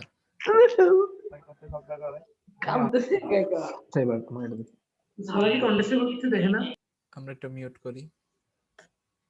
হ্যাঁ, আচ্ছা, তো এখানে ইজি প্রবলেমগুলো সলভ করিও, এটা অনেক কাজে দিবে তোমার, মানে বুস্ট করবে তোমার কম্পিটিশনাল জিওমেট্রির যে নলেজটা। আরেকটা প্রবলেম আজকে দেখাবো, কোনটা জানি, ও আচ্ছা, আরেকটা কথা, আমি আসলে এই ব্যাপারটা জানতাম না যে তোমরা ইউভি এর প্রবলেম করতেছো না। এটা খুবই খারাপ, খুবই খারাপ জিনিস। ইউভি এর প্রবলেম করতেছো না, এটা বিশাল বড় ধরা খাবা। ভাইয়া এই ইউবির কোশ্চেন গুলো তো বুঝতে আমার কষ্ট হয়ে যাচ্ছে, বুঝি না। কিছু করার নেই ভাই, কিছু করার নেই। আচ্ছা, আমি তোমাদেরকে জিনিস দেখাই। আরে ইউবি তো কোনো ইয়া পাওয়া যায় না, বুঝি না। ভালো লাগে না, কি যে ভাইয়া বলো ভাই না তো। কোশ্চেন ইউভি হচ্ছে যে করতে ভালো লাগে ওইটা না ভাইয়া, কোশ্চেন বুঝলাম তো চিন্তা করা যায়, কিন্তু কোশ্চেনই বুঝি না কি অনেকগুলো ইউভি হচ্ছে কোয়েশ্চেনে বুঝি না। ইউভি হচ্ছে যে এক ভালোবাসার নাম, মানে ইউভিএ একটা অসাধারণ জিনিস। ইউভিএ, হ্যাঁ, মানে আমাদের প্রবলেম সলভ শুরু হয়েছে এটা ইউভি দিয়ে। আমি কোড শেফ কোড প্রসেস চিন্তাও না, শুরু করছি ইউভি দিয়ে। তোমরা বলতেছো ইউভি তোমাদের করতে কষ্ট। হ্যাঁ, এটা ঠিক, ইউভি এর প্রবলেম স্টেটমেন্ট গুলো অনেক বড় বড় হয়, কিন্তু তোমরা যদি ইউভি এর প্রবলেমে এগুলোতে অভ্যস্ত না হও, তোমাদের অনেক ক্ষতি হবে। কিছু কিছু ব্যাপার দেখাই, এটা হচ্ছে কোড মাস্টার, তোমাদেরকে অনেকে হয়তো আমি দেখাইছিলাম ইন ওরিয়েন্টেশনের সময়। তো এইখানে তোমরা যেটা পাবা সেটা হচ্ছে যে প্রিভিয়াস ন্যাশনাল বাংলাদেশের বড় বড় কন্টেস্ট গুলোর প্রবলেম পাবা, বা এখানে তোমরা সলভ করতে পারবে প্রবলেম এগুলা। তো লাস্টে দেখায় এনসিপিসি একটা প্রবলেম, এখানে প্রবলেম স্টেটমেন্ট এগুলো দেখায়, এখানে থাকার তো কথা মনে হয়।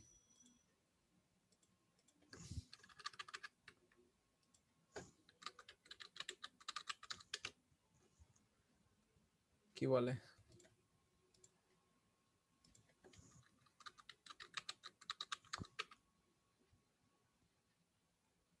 অদ্ভুত।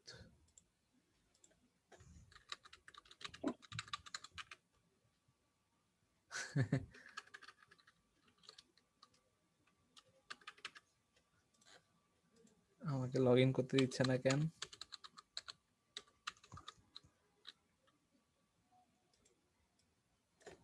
ধরো,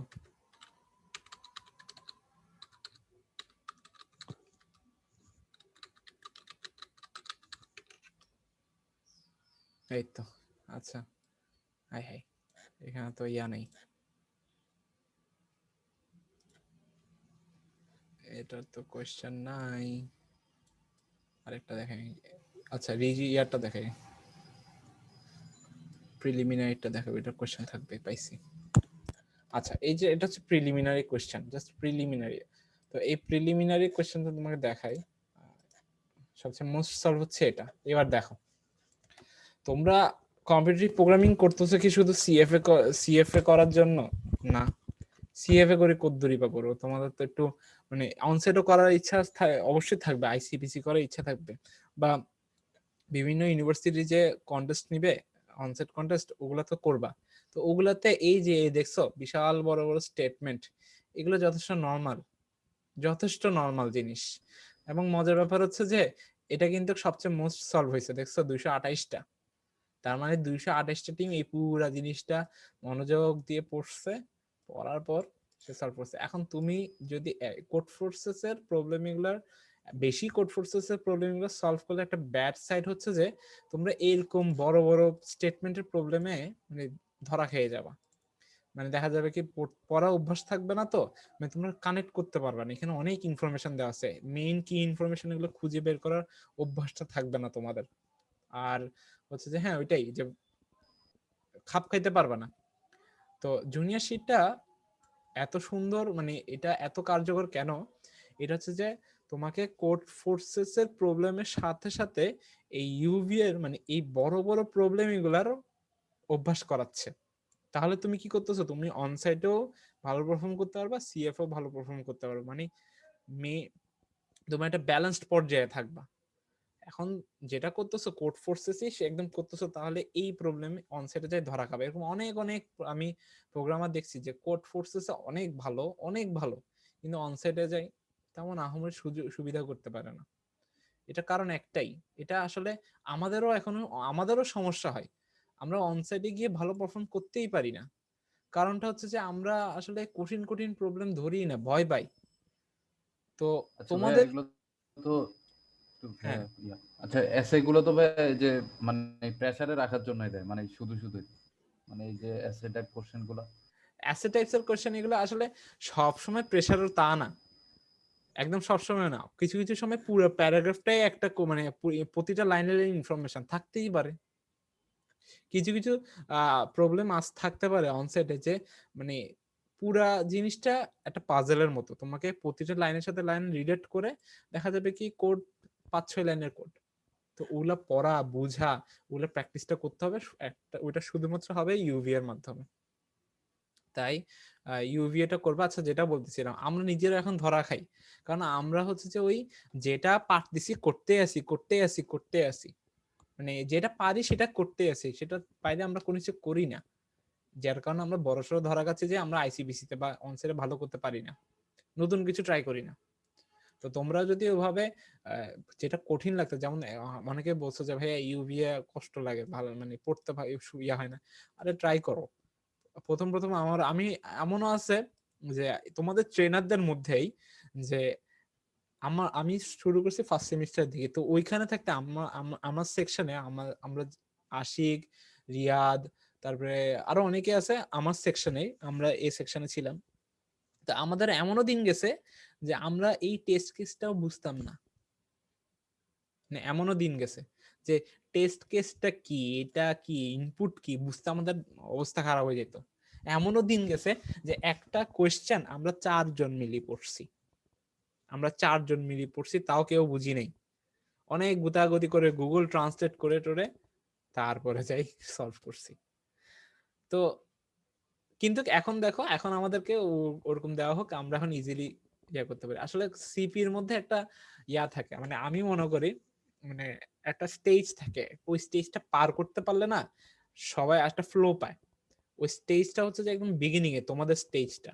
তো এই স্টেজে হচ্ছে যে তোমরা যদি মানে অনেক বাধা পাবা, প্রশ্ন বুঝবা না বা লজিক বুঝবা না, বা দেখতেছি মিলতেছে না, কোনোভাবে মিলবে না কোনো কিছু। তো ওই স্টেজটা একটু ধৈর্য ধরে ট্রাই করতে থাকো, করতে করতে পারতেছো না, এরকম করতে করতে 1 সপ্তাহ ধরে, 1 সপ্তাহ 7 দিনই কোনো কিছু পারতেছো না, দেখবা কি 8ম দিনে যায় তোমার জিনিসটা অটোমেটিকলি সোজা লাগতেছে, তুমি জানবাও না।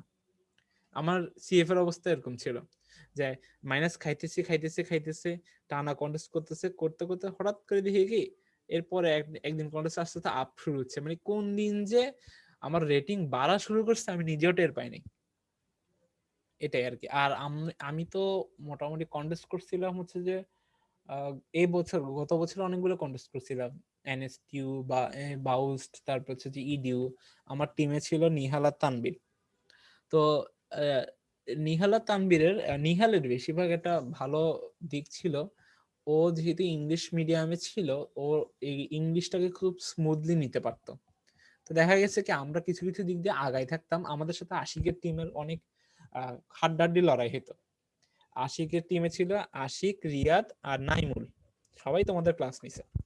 তো আশিকের টিমের সাথে আমাদের টিমের হাড্ডাহাড্ডি লড়াইতে দেখা যেত কি বাউস্টে আমরা 5th হয়েছি, আশিকটা 7th হয়েছে।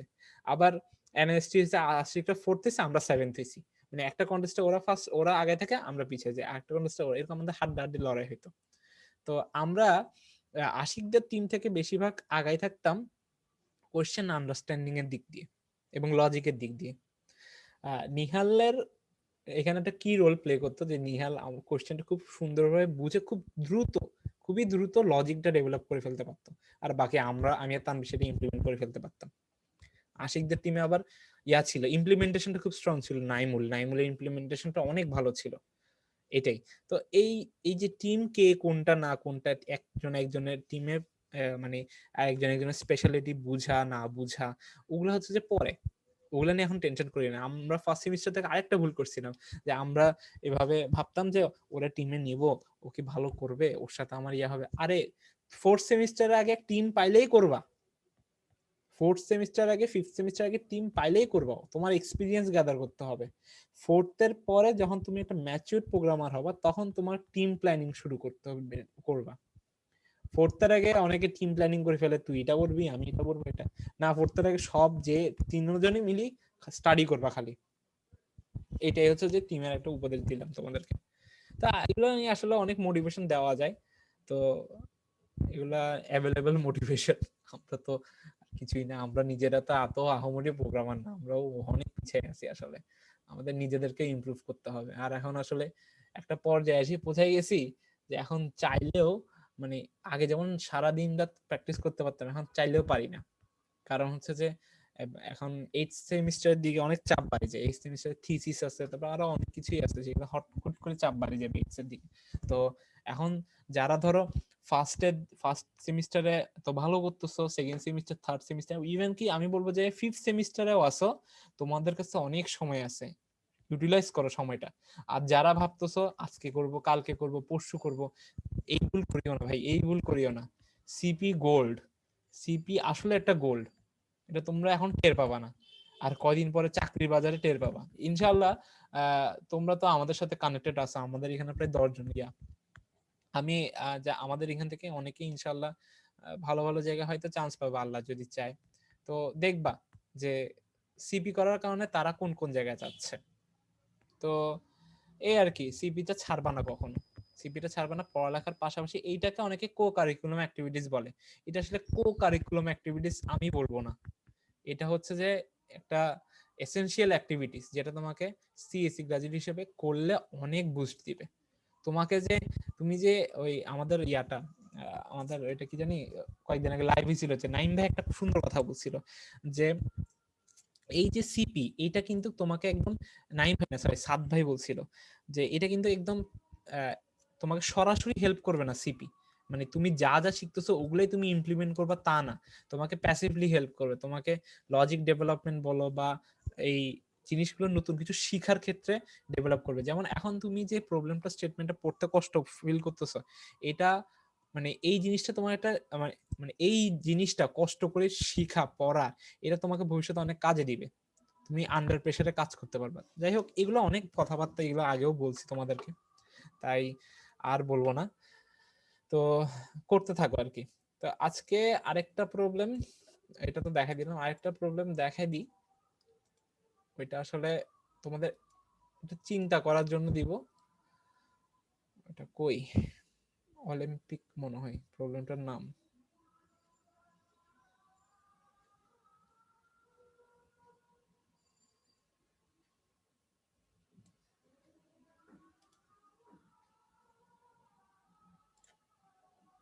হ্যাঁ অলিম্পিক্স, এটা মোটামুটি কঠিন আছে।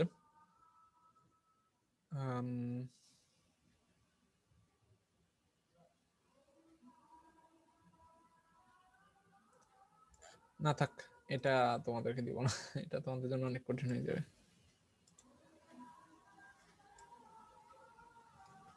এটা দেখানো যায় নাকি দেখি।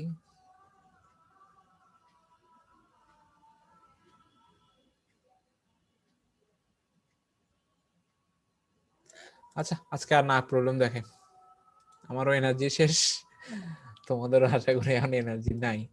তো এখন বলো তোমাদের কার কি কোয়েশ্চেন। আচ্ছা, নিউ কামার থেকে একটা অ্যানাউন্সমেন্ট আছে তোমাদের জন্য। নিউ কামারদের এখনো শেষ হয়নি ক্লাস, তো ওদের লাস্টে দিয়ে কিছু কিছু টপিকস আছে খুব ভালো ভালো টপিক, যেমন এই কালকে ক্লাস হবে নিউ কামারদের, সেটা হচ্ছে যে জিওমেট্রি, নিউ কামারদের জিওমেট্রি। তো নিউ কামারদের জিওমেট্রি যাদের ধরো এখানে মনে করতে হচ্ছে যে জিওমেট্রিটা আরেকবার রিভাইজ দিলে ভালো হয় বা আরেকবার করতে পারে, তারা জিওমেট্রি ক্লাসটা করতে পারে। বা সামনে নিউ কামারদের প্রাইম সিভ